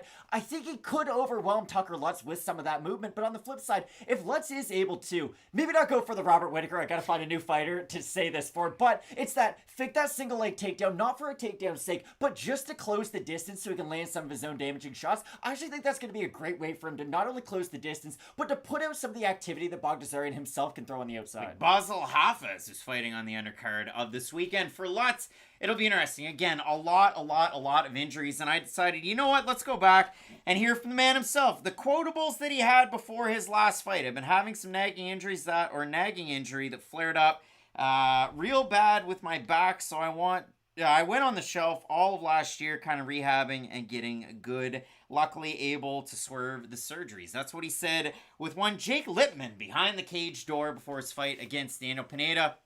And if you look at it for Baghdasaryan, I know in one of the videos we showed where he broke his hand and he posted that to Instagram. His last fight out against Culibao, they referenced some ACL injury that he had in the past. So eager to see how Baghdasaryan plays into this one, because when he's on his game, movement based, look at him fighting Karate Combat Zone, Bruno Souza. Look at him in his UFC debut. Baghdasaryan can really get it done, and he was really peppering Culibao in his last matchup. So, again, Lutz is one of those guys, if he can work in his wrestling, I mean, you see him beating a lot of those guys on the regional scene. He fought twice on Dana White's Contender Series 2020, had to do the old double take, like a discount double take with Aaron Rodgers. We'll see how that plays out when he plays for the Jets this year. But in a matchup like this, I could see a fair amount of people going with Tucker Lutz based on the fact that he's a more well-rounded out of these two fighters, having a more well-rounded skill set. But if we have a look at the odds, Baghdasaryan a more than 2-1 favorite in the fight, and I bet I'm going to say over under 80% Baghdasaryan by the Tapology votes. Probably over, but while we scroll down, I got to be honest. In my mind's eye, I always think Tucker Lutz is like 35 years old, but he does have a lot more time than I kind of assume. You know, that's because I do think that, again, like you say, the injuries, they are starting to add up and whatnot, but at 29, he still does have time to grow his game. That's because he picked an older man's facial hair as a younger man. So we're saying over under, you're saying over. It is over 1,127. A lot of one-sided votes today. 1,127 total votes, 86% Baghdasaryan, 61% by decision for the 14% that have Lutz. It's a large majority, 75% by decision. I do like Melsik Baghdasaryan in the fight. I know he's one of those tricky ones like Tucker Lutz. Loses an early pro fight. Lutz won 12 fights in a row before he's lost his last 2. Melsik loses an early one by submission, goes on a nice little win streak his last time out. He loses to Culibao in a fight that he was winning off a slip. So for me, I'm going to go with one Melsik Baghdasaryan to get the win in the matchup. Matt, behind the cage door out there, it's Jake Lippman, who I referenced in the interview. So great interviews by Jake Lippman out there. Kind of freaky the way that one works out. Donnie Dimes with the fire in the chat. I have Baghdasaryan in the fight, but this is one of those ones that might surprise people, and Lutz pulls out the win. Yeah, if Lutz was really able to go out there and maybe not dominate with his wrestling, dominate's a bit too strong of a word, but at least implement his wrestling enough to where it helps him open up his own striking game. Kind of do the old ally Quinta, you know? Then I do think he has a great chance to win this fight, but I agree with you. I just think the overall movement of Baghdasaryan is going to give him a little bit of trouble going for some of those takedowns. Aaron9913, who wins a tag team match. The Allen brothers are the Brothers of Destruction. I saw Samoa Joe on a plane this weekend, and he took on CM Punk on the weekend, Matt. So there is that. Both of us going with Melsik Baghdasaryan to get the win in the matchup. The next matchup on this card, probably going to be your fight of the night. We have Terrence McKinney taking on Nazim Sadykhov. You're not going to want to miss it. Keep locked in with Fight Night Picks. We always say, let's get into it.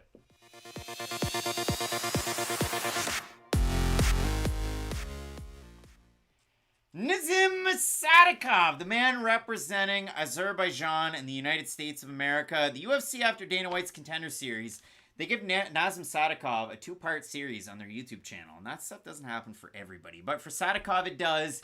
They went to his parents' native Azerbaijan, and I'm sure they hammed it up for the cameras because there were tens of people there. Some of them playing musical instruments, and Sadykhov got quite the warm welcome there by those folks. So for Sadykhov, UFC debut, he's losing 2 rounds to Evan Elder, who's on this card, so you got a little bit of that. The other freaky thing is Terrence McKinney.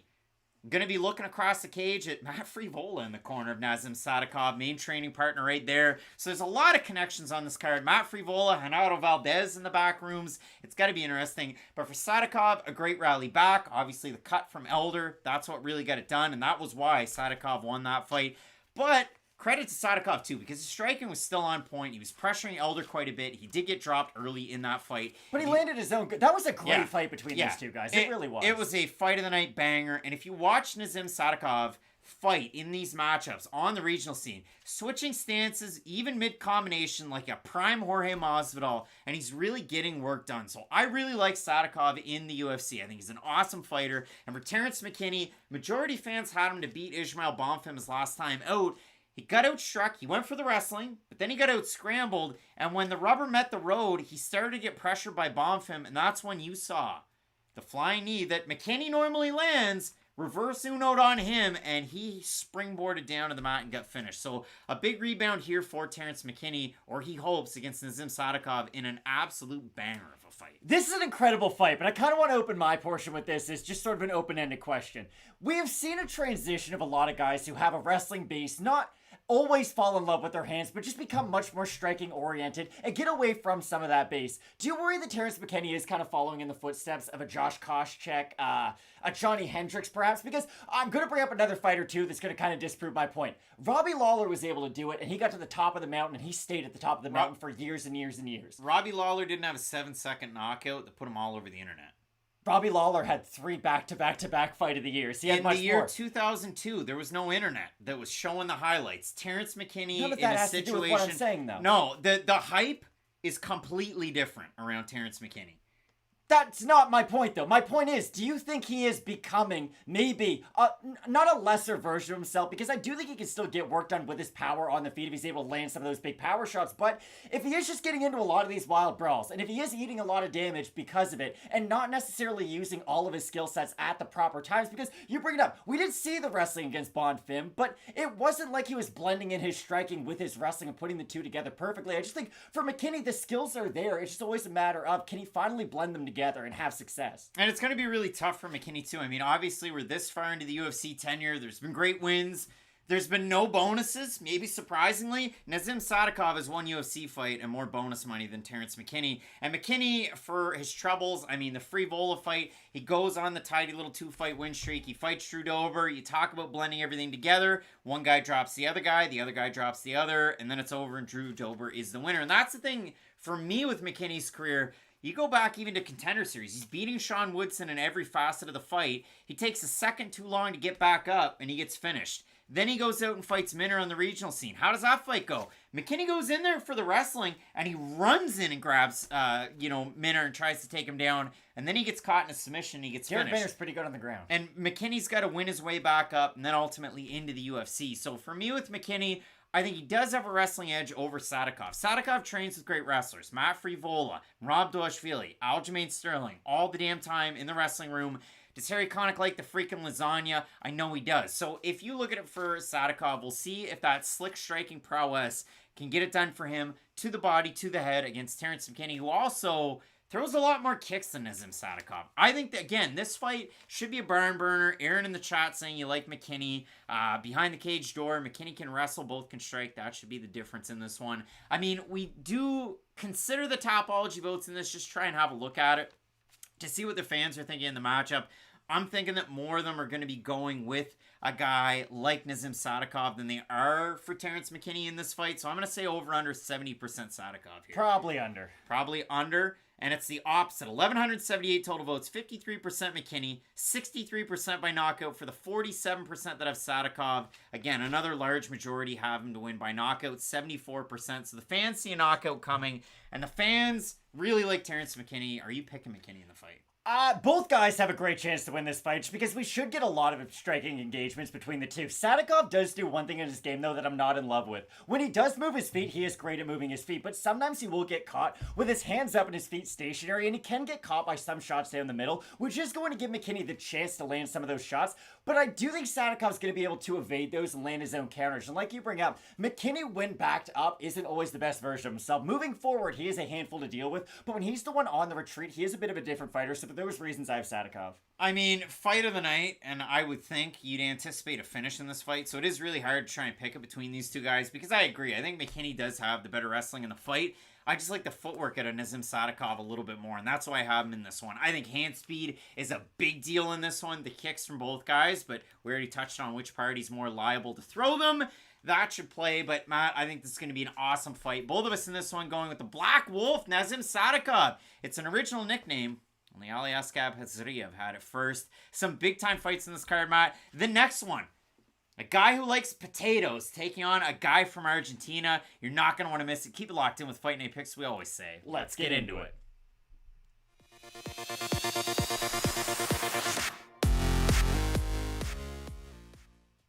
Otman Zaitser beat a bunch of guys, then couldn't get potatoes into his room. They sent him away from the UFC.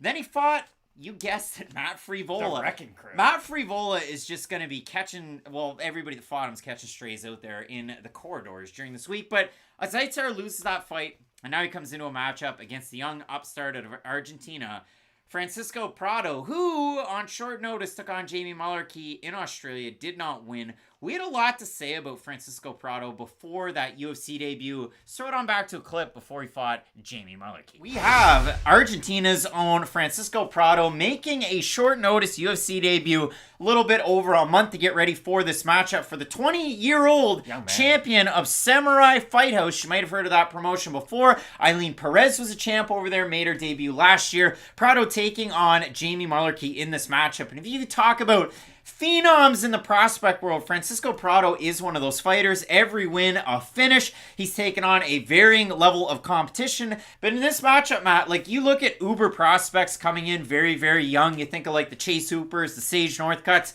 Now we have Francisco Prado. I did a lot of tape study and a lot of it's readily available. You kind of dissect the record out there of some of his opponents. Combined opponent record of the 11 wins is 61-48, so it is what it is. His best win's probably his last one over Jose Barrios Vargas, who was 13-3.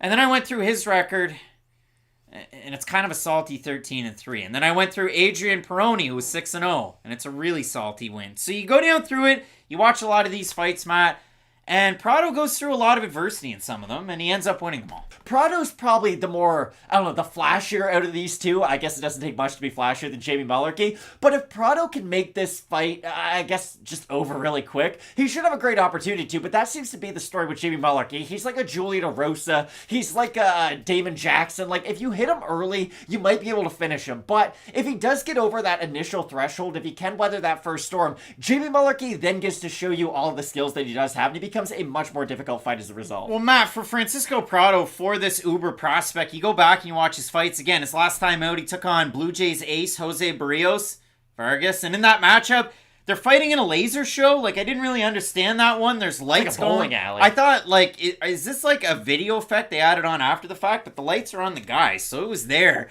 But you watch that fight, and I mean, he moves a lot. You go back and you watch a lot of these Prado fights. I think he's added an element of, I move my head, I move my body all the time to try and show different looks to disguise what I'm going to do. But when he goes out there and he decides to throw, he throws everything into his shots. And he throws hooks, he throws a lot of looping shots, he throws a lot of really good kicks. And he ends up going out there and just has some crazy striking blitzes. But I went through and I watched a lot of these fights. The fight against Peroni was for the belt. That's when he challenged for it. It was on one of those really slippery mats. The other thing was Samurai Fight House. Some fights are in really small cages. Some fights are in the biggest cage you've ever seen in your entire life. So against Peroni in that one, I mean, he goes out there, he's dancing on the balls of his feet. Again, he gets caught by a guillotine. The whole first round, he's in a guillotine. And then the second round, he gets the takedown. He goes out there and he looks really good. But in a lot of these fights, like, Prado's takedown defense has been tested, and it's not that great. Prado tends to tire as the first round goes on, and then in the second round, the wheels completely fall off. And going through a lot of these fights, the fight that he had against Hugo Nogueira, which they list as it's Hugo and then his nickname, if you do go back and watch the fight, in that one, Hugo looked like a blown-up bantamweight with a little bit of a belly. And he was completely outstriking Prado. He ends up going out there in the first round, just absolutely blitzes him. And then Prado comes back in the second round. You might say, well, Craig, he's a young guy. He's 20. He's won every single fight. He's won them all by finish, and some of them in the second round and further on. Yes, he has, but he hasn't really taken on the greatest level competition. And I just think parts and parcels, they're all there for Prado. I think this is way too big of a matchup for him against Mullarkey. And so what did we learn from Francisco Prado in that fight against Jamie Mullarkey? Because we knew that if he decided to keep the cool sunglasses on and maybe rock like a Bret Hart intro, things we get done. When he goes wild, things go well. And I'm going to be interested to see what we get out of Prado training out of Killcliff for this fight. Because, again, Killcliff, the GOAT Shed, he's really been around Southern Florida. You know the GOAT Shed for not just Jillian Robertson, but a lot of young and up-and-coming fighters. And I think that's going to be good for Prado. But I always find it interesting when young fighters like this that have had success doing the thing that got them to the dance start to get away from them and maybe play it a little safe, because I think we saw that out of Prado against Jamie Mullarkey. It wasn't as wild as normal, and I know he's a big underdog, and I know it was on short notice. 30-27s all across the board. And then Jamie Mullarkey takes on a short notice guy the next time out and he gets knocked out. But it's like fighting Julian Erosa. You can look terrible against him, you can look amazing against him. It's just some of those fighters. Jamie Mullarkey's one of those guys. Yes, you can stop him early and look phenomenal, but if he is able to get past that initial threshold and start to really implement his game, and that was what Mullarkey was really able to do against Prado in that matchup. You're right. Prado was not his aggressive version of himself, and Mullarkey made him pay for it, not only with the striking, with the takedowns too, and that was the nice thing to see out of... I'm just spewing over Jamie Mullarkey right now, because Mullarkey was able to get him thinking, and I do think that's going to be a really important part of his fighting in the UFC up until this point, because he's still a really young guy with a ton of room to grow, and if he is able to use his aggressiveness to his benefit, we saw Matt Frivola drop Ottman Azaitar, and I know Matt Frivola has had kind of a weird power surge as of late, but still, I don't necessarily consider Matt Frivola as one of the top tier power punchers of this division. But for Ottman Azaitar, this is what I have trouble with. I was really impressed by his regional film. Like, he's finishing a bunch of guys, he's looking really good, and then he has that performance against Matt Frivola. So I'm kind of battling myself in my mind as to how much should I diminish Ottman based off that fight. And that's just me being completely honest. It's like when you're doing a science fair and you're a kid and you got all that power from the pickles and then you're trying to make a battery out of potatoes. It didn't work for Ottman Azaitar, and I think the time away really did cost him a lot. And now...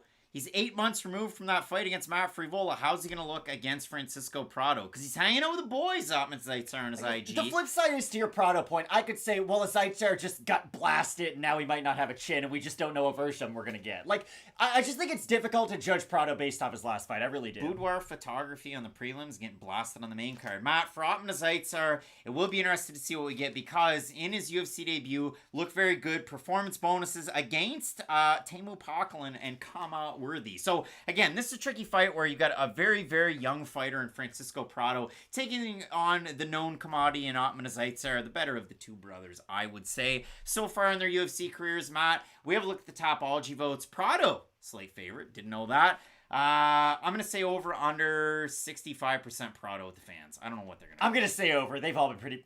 Look at that. Wow. 1,183 total votes. So like it's not exact and it's not perfect. 50% Prado. 80% by knockout, 50% Azaitar, 71% by knockout. Matt, so this one is a really, really tough one.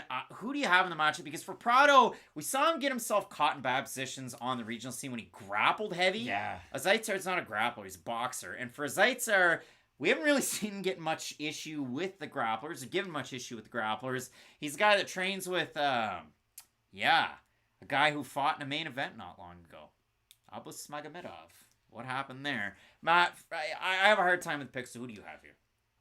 Against my better judgment, I think I'm going to pick Ottman Azaitar. Let's go! Okay, So do I. The thing about Prado is, I did really enjoy his game leading up to the UFC, and I don't think you can completely throw him out as a prospect based on his last performance. But if he is just a step slow against a guy like Ottman, and if he is allowing Ottman to lead the dance, and I do think that's really going to be the important thing. If Prado's the one backing up in this matchup, he is a much lesser version of himself when he's behind the 8-ball than when he's in front of it. So for that reason, I have Ottman. It's a tough one, because Francisco Prado, you can see it there. He's 21, all those wins by finish. He's only going to get better. The Goat Shed's a good gym to accentuate his skills. I have a hard time with the whole hand speed in the boxing against a guy like Ottman Azaitar. But if Prado can keep his foot on the gas, Azaitar's good striking off the back foot, but we'll see how it plays out in this one. Matt, both of us going with Ottman Azaitar to get the win in the matchup. K. DeMercy is saying, horrible card. You're darn tootin' it is, Matt. The next matchup, Norma Dumont fighting Chelsea Chandler. How is she? I don't know. Keep it locked in with Fight Night Picks, we always say. Let's get into it.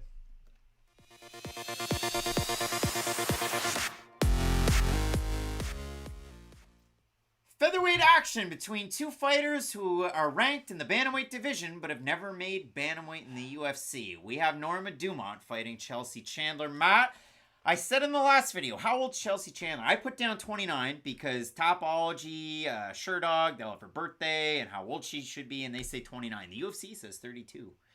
I don't know how old she is. I haven't asked. She trains at a Cesar Gracie Jiu-Jitsu, though, and I know that. She bites down in the mouthpiece and strikes with reckless abandon. She does. Her fights, her takedowns are good. Her reversals are great. You saw the sweeps and the reversals to great effect against Yulia Stoliarenko, who got an early takedown of her own and went for what submission, Matt? It's the same one every time.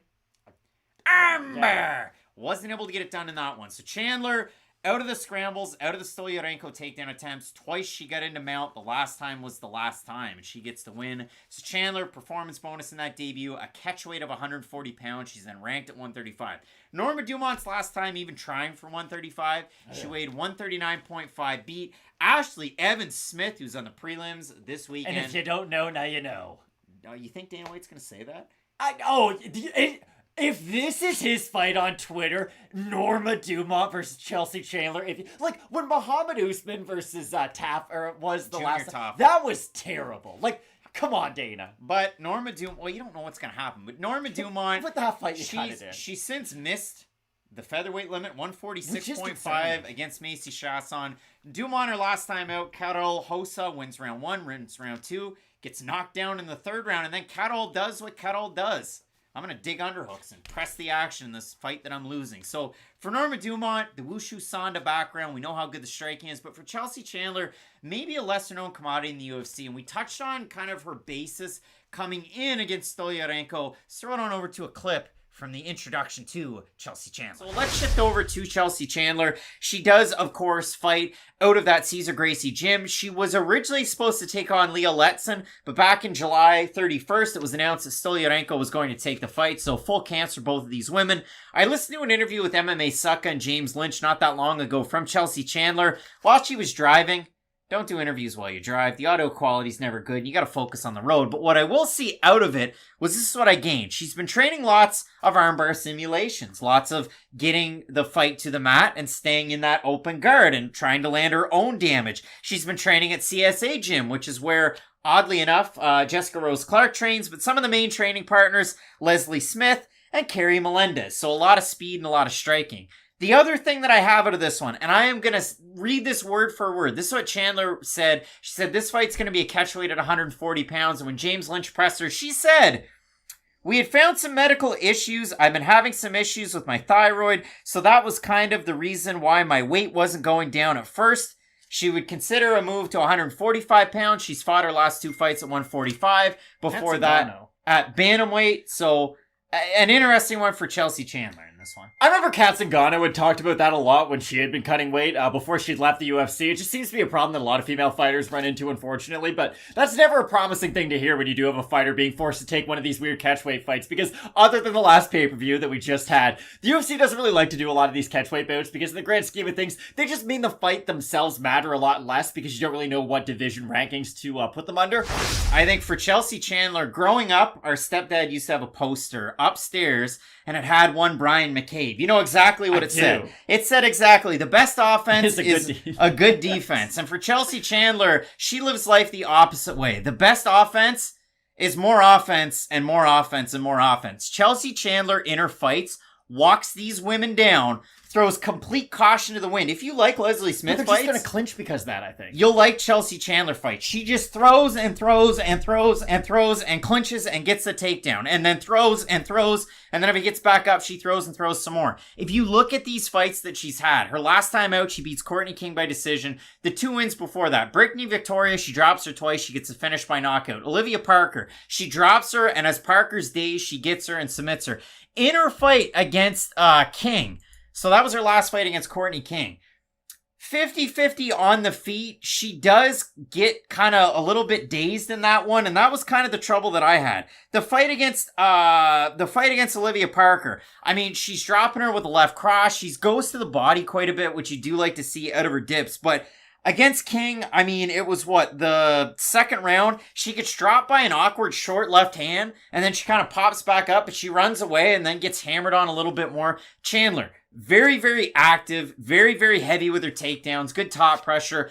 I think Chelsea Chandler is a lot better of a striker. She lands a lot more volume. She will get cracked, but She throws away all of her striking defense for all of her striking offense. Both of them car crash. Chandler has better wrestling, better top control, but I think Stoliarenko can take advantage when it does come to the match. Yeah, so my prediction in that fight, I mean, Stoliarenko did not get it done. Chelsea Chandler gets the win, but when you do consider it and you do look at Norma Dumont, Chelsea Chandler, it really is a clash of styles. Again, Dumont, very, very good when it comes to her striking. She can struggle in some of the grappling exchanges. Macy Chasson was able to pick up on that to a great extent. And we'll see if Chandler is, because Chandler, man, wings, power shots like they're going out of style. But her grappling is very top-heavy, and it is obviously the hallmark of her game. So, to me, I do have a tricky time with this one because Norma Dumont is the #1 overall featherweight in the world. And that's kind of my question right now. What does beating Norma Dumont get you? Because Norma Dumont is in an odd position in her career. She's like MVP. I really liked when he had the Intercontinental and American Championships, but you know how when you were a fan of wrestling growing up, there were those guys that the WWE would push, and you'd always kind of be curious, right? They wouldn't be good on the mic, or they wouldn't be great in the ring. Norma Dumont kind of got her push at one point. She was in a main event slot. She was in some very high-profile fights that a lot of people had eyes on. So that's why, for me, this fight against Norma Dumont's a really interesting one, because if Chandler is able to get the win, maybe it's not like beating a Ronda Rousey or anything like that, but I do think beating Norma Dumont does give you street cred, if you will. Like, it gives you a little bit more credit than just an average unranked win would. No, you're right. It gives you a featherweight fight, feather in your cap, to move up the bantamweight rankings and fight for nothingness. The UFC in 2023. I'm going to reference it coming up in a Mark Godbeer fight, but it's bollocks. It's bollocks, Matt. This is a really, really weird fight. So, I mean, Chelsea Chandler, again, very, very, very, very good with the takedowns, working that jiu-jitsu. Cesar Gracie, BJJ. What gym is that, Matt? Who trains there? A lot of really good guys. Sean Brady trains there. No, it's Daniel Gracie. Sorry, Daniel Gracie. Cesar Gracie Jiu-Jitsu is... Oh, Nick Diaz. The Diaz brothers. Yeah, my bad. Goodness. Diaz brothers. Yeah, brother. So, yeah, Chelsea Chandler, 5-1. Norma Dumont is what it is. You have a look at the Topology votes. 1,195 total votes. 82%. Dumont, Matt. She is a slight favorite in the matchup. The fans do have her, and I have her in this fight as well. Norma Dumont with the dunks. Gonna dunk on Chelsea Chandler. I have her, but I'm going to be honest. I don't feel good about the prediction whatsoever. No. I just don't know if Norma Dumont's added a ton to her game since the fighter that we saw. It's wild. She got knocked out by Megan Anderson, right? And Norma Dumont is a good striker. Oh, right, Cross. But that was kind of a low light for her.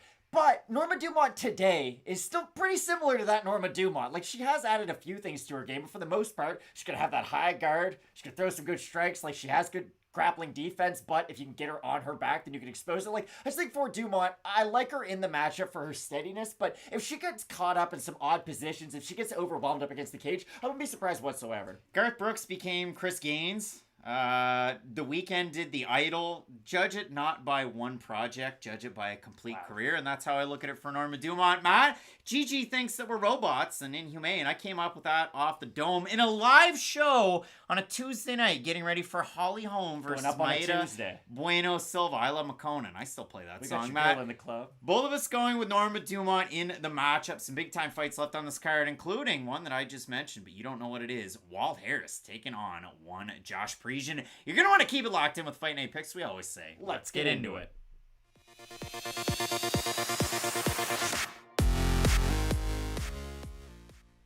It's the return of the... Oh, wait. No, wait. You're kidding. He didn't just say what I think he did he? Matt, Walt Harris was ranked 8th in the UFC's heavyweight division when he fought Marcin Tybura's last time out. He was ranked lower when he fought Alistair Overeem, and then ranked in an odd spot his time out after that against Volkov. And then he fought Tybura in a fight he was winning until Tybura grabbed the leg, threw the big man down to the mat, and Tybura got the win, back flat, TKO. So for Walt Harris, it's an interesting fight. After the years away, he was a main portion of the training camp that got John Jones ready for Cyril Gane in that title fight. Featured heavily in that promotional material. Him and Maurice Green.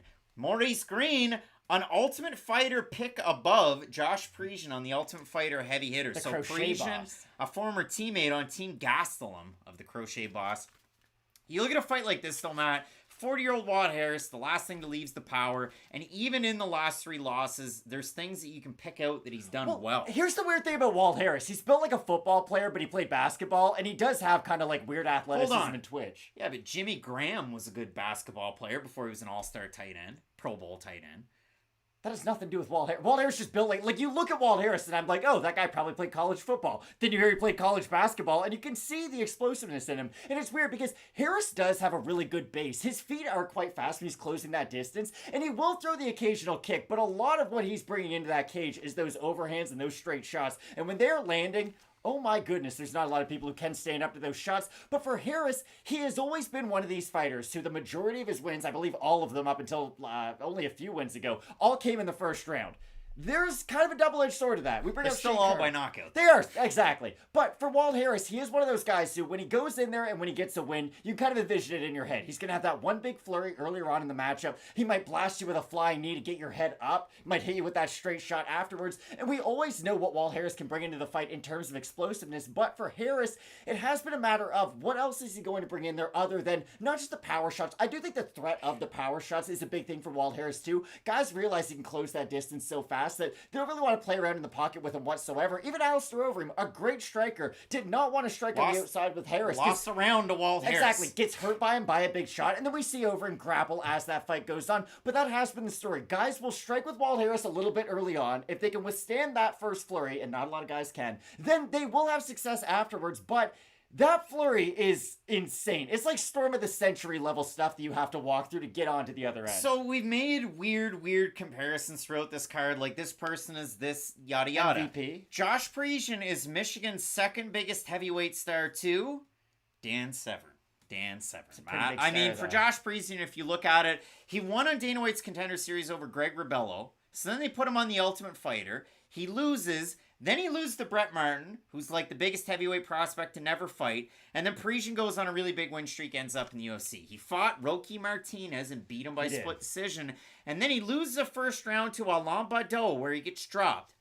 The only success Alain Baudot ever had in the UFC, and we slagged him. Alain doesn't watch these videos. And then Josh Parisian came back in the second round with the takedowns, got the win. He also got Humpty Dumptied by Dante Almeida, the guy who knocked out Andrei Arlovsky for real. Walt Harris beat Andrei Arlovsky, tested positive with USADA, tainted supplement. So it was. So for Walt Harris, an interesting 2 stints in the UFC. Because he lost 2 fights in a row in the first stint, went on the regional scene, won a fight, and then ended up back in the UFC, fighting Soa Palelli, classic UFC heavyweight. Exactly. So Matt also get knocked out by a heavyweight youngin, Nikita Krylov. Walt Harris, really happened. But for Harris, weird fights too. He went on that run, capped off by beating Alexei Oleinik when those wins made sense. His no contest. And that was a big win at the time. He has a DQ loss in the UFC, and I'll put it up there right now. Poor guy. He knees Mark Godbeer to the cup, who turns away. Referee Blake Grice steps in to end it, or at least cause a stoppage. Head kick by Walt Harris. DQ loss for Walt Harris. And yes, in pain, Mark Godbeer goes, and I quote, "He hit me in the bollocks." So that really did happen. Hit him in the bollocks. So when you look at a fight like this, Matt, again, the wrestling is so good from Josh Parisian. The storyline into this one, hopefully it's a feel-good story after a couple years away. Walt Harris' 2019 obviously still dominates the news with Ania's Law in Alabama. And if you look at it for Harris, training out of SBG Birmingham for this one, also known as one Spartan Fitness, training with Osi Abuna, recent heavyweight. He's got Muay Thai experience. He was also in the camp with the jacket on with John Jones, so cool to see there. But when I look at a fight like this, Matt, I know that Josh Parisian, if he does choose to use his wrestling, can do some damage against some of these lower level heavyweights that are out there. I think if Walt Harris still has any of the speed that he had before, that Walt Harris can beat Josh Parisian. I agree. Parisian can get that takedown, but he's going to have to eat a shot or two before he does. Like, Josh Parisian's not a prime Mike Tyson who's going to bob and weave outside all these shots. And what Walt Harris does do, he is pretty accurate. He doesn't have the highest level of output. He's not going to wow you with the jab and with a lot of straights. But when he throws those power shots, he tends to make them count. So for those reasons, I do have Walt Harris. Even at the age of 40, I still think his ceiling is higher than Parisian's. When you look at this one, I mean, it's an oddball fight because, again, the time away, power's the last thing to go. But when you don't see a guy fight for a very long time, it is tough. And the fact that The guy we're referencing is 13-10 with a no contest. And also, if I may, I don't think Walt Harris is going to age in the way that like an Andrei Arlovsky has, right? Like Andrei has changed the way that he fights to where now he's a volume fighter. He's more on the outside. He's avoiding that damage. For Walt Harris, he's still going to have to probably take a shot, defend a takedown, for him to have his own offensive advantages. The big ticket favored in a 2-1 likeness. We have a look on Topology for the total votes on this one. I'm going to say over under 80% Harris. I think they'll be over. Think they're going to be over. The computer is frozen. They're just under 1,215 total votes, 79% for Walt Harris, 85% by knockout for the 21% that have Josh Parisian. Another big percentage going with him, 67% to win by knockout. Both of us in the matchup going with the big ticket, Walt Harris to get the win in this one. Dirty Reg saying, I'm seeing tons of love on Walt from the online community. It makes me feel good. About Parisian winning. You got a good point right there. Let us know in the chat who you have in this matchup, Matt. Now it's time for a co-main event of the evening. Albert Duraev taking on Junyoung Park. You're not going to want to miss it. Keep locked in with Fight Night Picks, we always say. Let's get into it.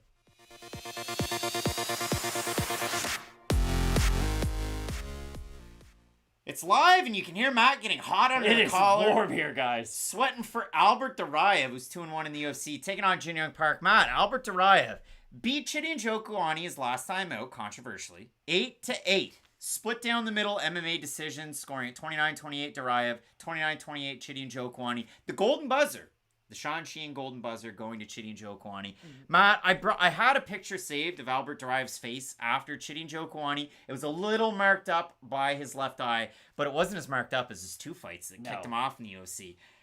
Even if Albert Duraev wins fights, now at 34, guy gets hit hard. He's a good grappler. He's not Rinat Fakhretdinov, but he's good. Albert Duraev, the former ACB double champ. He was at welterweight, couldn't make the weight anymore, had to move it up to middleweight. Somehow ended up on Dana White's Contender Series as a 4-0 or 4-1 favorite against Caio Bittencourt. Gets the win there, but Matt Duraev, a lot of adversity in his fights. His takedowns are great. Can he keep it up for 3 rounds? Because Junyoung Park, squirmy wormy when he gets taken down, if he does. And the weirdest part for me to go back and watch these fights to get ready for this is the fact that for Junyoung Park, I thought, okay, what are his big skills on the big board? Well, his hand speed's great. He doesn't have a ton of power, but the hand speed's really good. And then I kind of almost let that take over the narrative, and I forgot. In every single one of the wins that Junyoung Park has, he has to take his opponents down.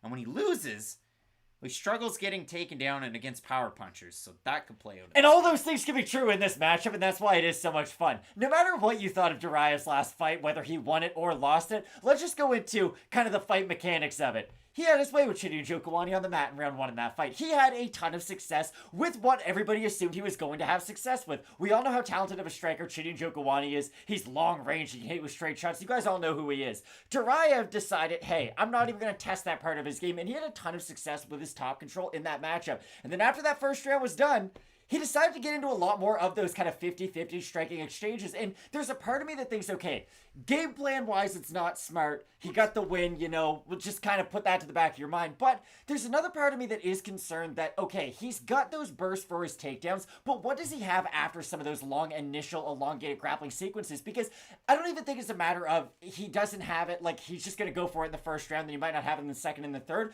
I just think it comes down to he's got it in the reserve until he burns it. And for Duraev, it's going to be interesting to see, A, if he's the first person to shoot in this matchup, because Junyoung Park's the guy who likes to fight from a very close range when he is using his own boxing combinations, and that's going to open up the takedown not only for Duraev, but for Park himself. So I do think this fight's going to be really interesting, because A, they're going to be fighting at a very close range. I think this is going to be not a boxing fight per se, but I think those front feet are going to be almost touching, if anything. And I'm going to be really curious to see, how does Park do if he is flat on his back against Duraev? Because Park can grapple his way out of some sticky situations, but him flat on his back against a guy like Albert Duraev, who can really hold his opponent down and do good work for a long time and really make Park work out of some of those positions, I still think Park has the better cardio in the matchup, but that might be able to even it out as this fight goes down the stretch. Park is a little bit more fleet of foot than the traditional boxer that's Roman Kopylov. And you saw it for Duraev when it was on the feet. A lot of success for Kopylov. When it was on the mat, a lot of success for Duraev. Duraev ends up getting the win in that one against Joaquin Buckley. That eye puffs up and it's over.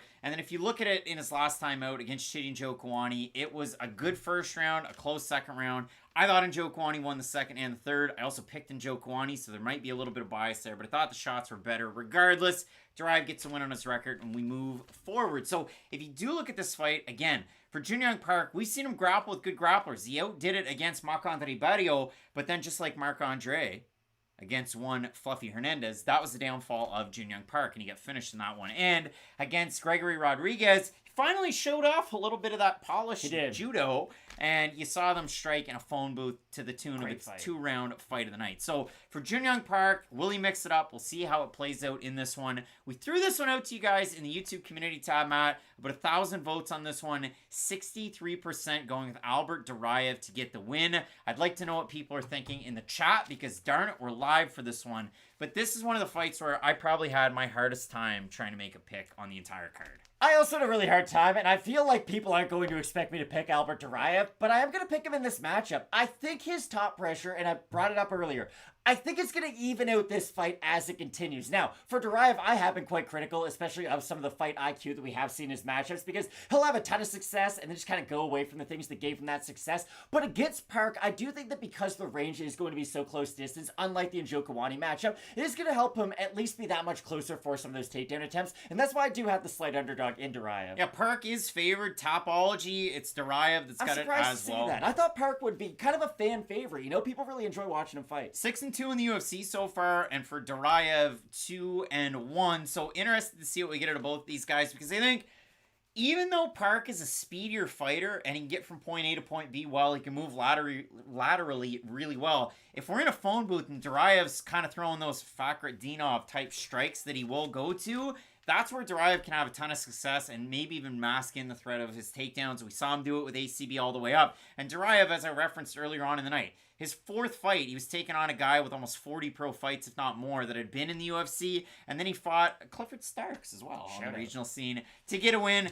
This one's tricky. For me, I will go with Junyoung Park here. I think, again, hand speed and the fact that he is a pretty darn good grappler, but when he loses, he gets out grappled. We're splitting the pick in this one. Let us know who you have in the matchup, Matt. There's things that Fight Night Picks fans hate. A, they hate it when we split picks. They hate it. They think that we conspire against them and pick these beforehand. Like the League of Super Evil. But they don't know. The second part, they hate it when the graphic doesn't pop up if we do a live show. Is number 3 a Holly Holm main event? I don't know how I'm supposed to read Matt's mind to pop a graphic up for what his pick's going to be when sometimes I don't even know what mine's going to be. We're not before twins, I tape guys. It. The second thing... People don't like a Holly Holm main event, but gosh darn it, it's the 10th 5-rounder in Holly Holm's career. Get excited for it! Holly Holm's up next. Keep it locked in with Fight Night Picks, we always say. Let's get into it.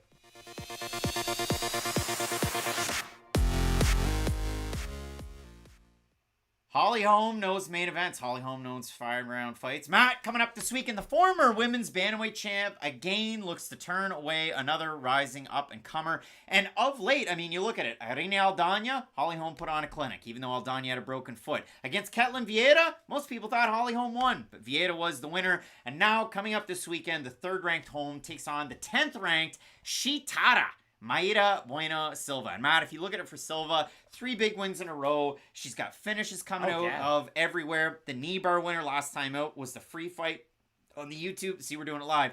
The YouTube page of the UFC, it was that crazy knee bar. So for Mayra Bueno Silva, I mean, whether she's training at home in Brazil, she's coming over for the States to get in some of that good work. I mean, she really has leveled up her game as she's gone on. And Bueno Silva, a bantamweight, she's got flyweight experience, but definitely really kind of grown into the skill set at bantamweight, where we even saw her at flyweight picking up a giant win over Jillian Robertson, the all-time flyweight submission winner. I'm going to be so curious to see these two face off on Friday during weigh-ins, because in my mind, Holly Holm has a big physicality advantage in this matchup. Like, we've seen Holly Holm, yes, maybe be the smaller fighter in some of the matchups. The Chris Cyborg fight comes to mind. GDR, Megan Anderson. But what Holly Holm's able to do over a lot of those fighters is at least out-physical them in some positions. And a lot of those positions have come down to the clinch. Because Holly Holm, I know people are going to bring up the head kicks. You can look at the Betch Correia fight. You can look at the you can look at the Ronda Rousey fight. But Holly Holm at this stage of her career is much more of a controlling fighter, I would say, than somebody who's going to go out there and give you that 3-piece with a soda, the soda being that left head kick. And that's always been my really difficult thing with predicting these Holly Holm fights, especially at this stage of her career. Because I bring up Audrey Arlovsky a little bit earlier in the Walt Harris fight, on purpose, we see different fighters age at different rates, right? And some fighters, like a Robbie Lawler, for instance, who we just saw last weekend, he aged, but his fighting style... He said he had no power. Well, he beat Nico Price pretty quick, and even he said he only felt good that day and not really the 7 weeks leading up to it. But my point is, some fighters will still fight in the same manner like a guy like Robbie Lawler will. He still fights the same way he pretty much always has. For Holly Holm, she's not going to go out there and still do that corkscrew up the middle, use the jab, set up a lot of the head kicks, but... I still think she's going to be able to use a lot of her distance to make this fight really difficult for Bueno Silva at her own distance. Because at kicks, I think Holly Holm can do enough to at least keep the distance in the fight. So for Silva, if she gets the takedown, listen, I think she is the more adept grappler. She has the higher chance of getting a submission. We've seen that, especially throughout a recent run.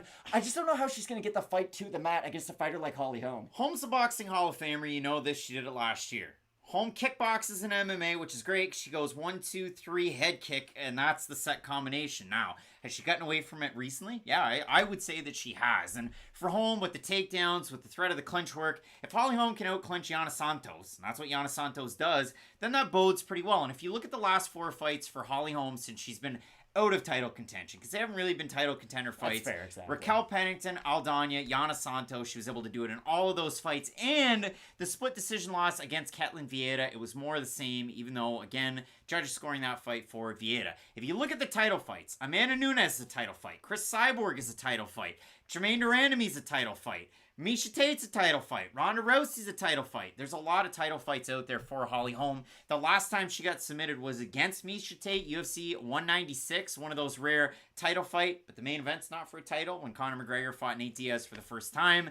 Holm loses that one by finish. Holm's finishes, though, few and far between after the Ronda Rousey fight. Bethe Correia is one. That's a performance bonus. She had a fight of the night against Chris Cyborg, which even though it seems close on the rewatch and by the numbers, it's not the closest fight. It's a really weird fight. Holly Holm in this one, though, when I look at the battle for battle, kickboxer, boxer, Holly Holm, Mayra Bueno Silva, boxer.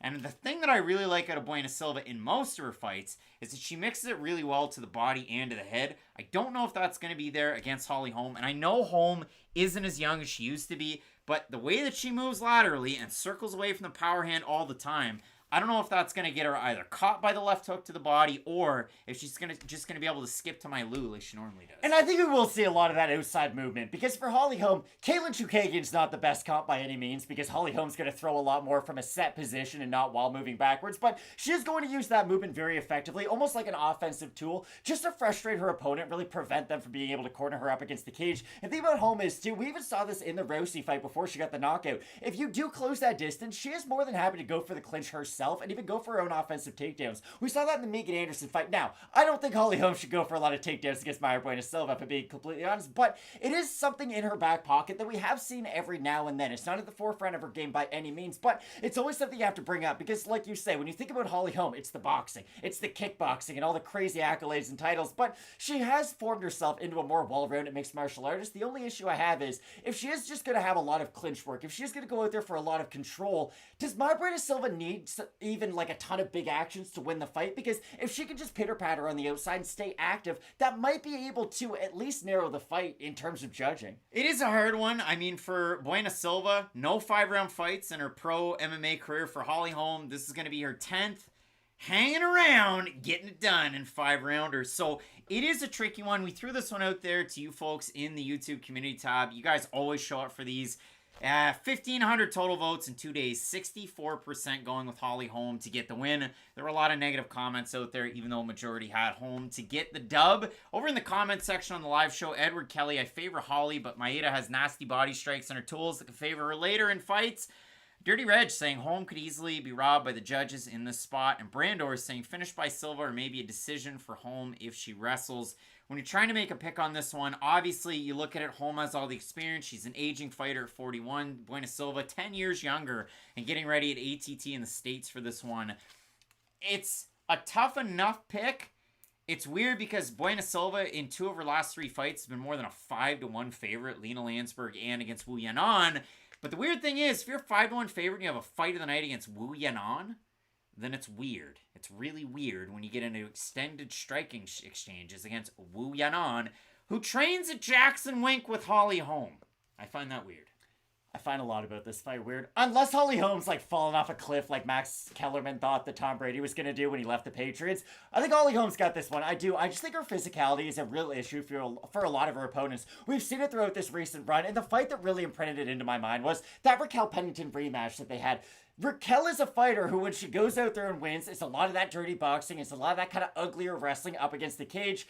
Holly Holm completely negated it, like all of it, and she was the one going out there and using her own clinch work, so I do expect that to be her game plan for this matchup, and I do have Holly Holm as a result. Matt, the fans, they like Mayra Bueno Silva. I've got Holly Holm in the matchup because I do think that the striking is going to pay enough dividends for Holly Holm in the matchup. Now, again, when you look at this fight week, the live video, it's a Tuesday night and we're doing a live video. Why is that? Because as I said, I traveled all of last week into the weekend, came home late because Air Canada, do they delay flights? Oh, they do.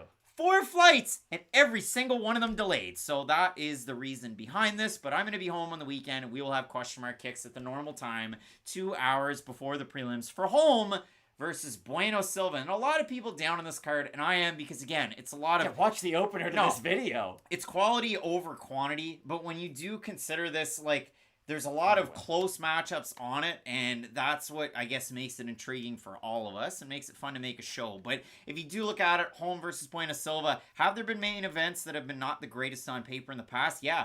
Paige Van Zandt main evented one time against Michelle Watterson. To be fair, that fight after it happened wasn't even that great. I know it was a quick finish, but... Yikes. So, Matt, you can find us, as always, at Craig Allen FMP, at Matt Allen FMP on Twitter and Instagram, unless you've exceeded the rate limit, but I haven't seen that pop up. It's not a thing anymore, I don't think, so that's cool. They were just hot to trot on it for a bit. Mark Zuckerberg, looking bodied up on the Instagram. So, Matt, we'll see if that fight happens with the Twitter guy.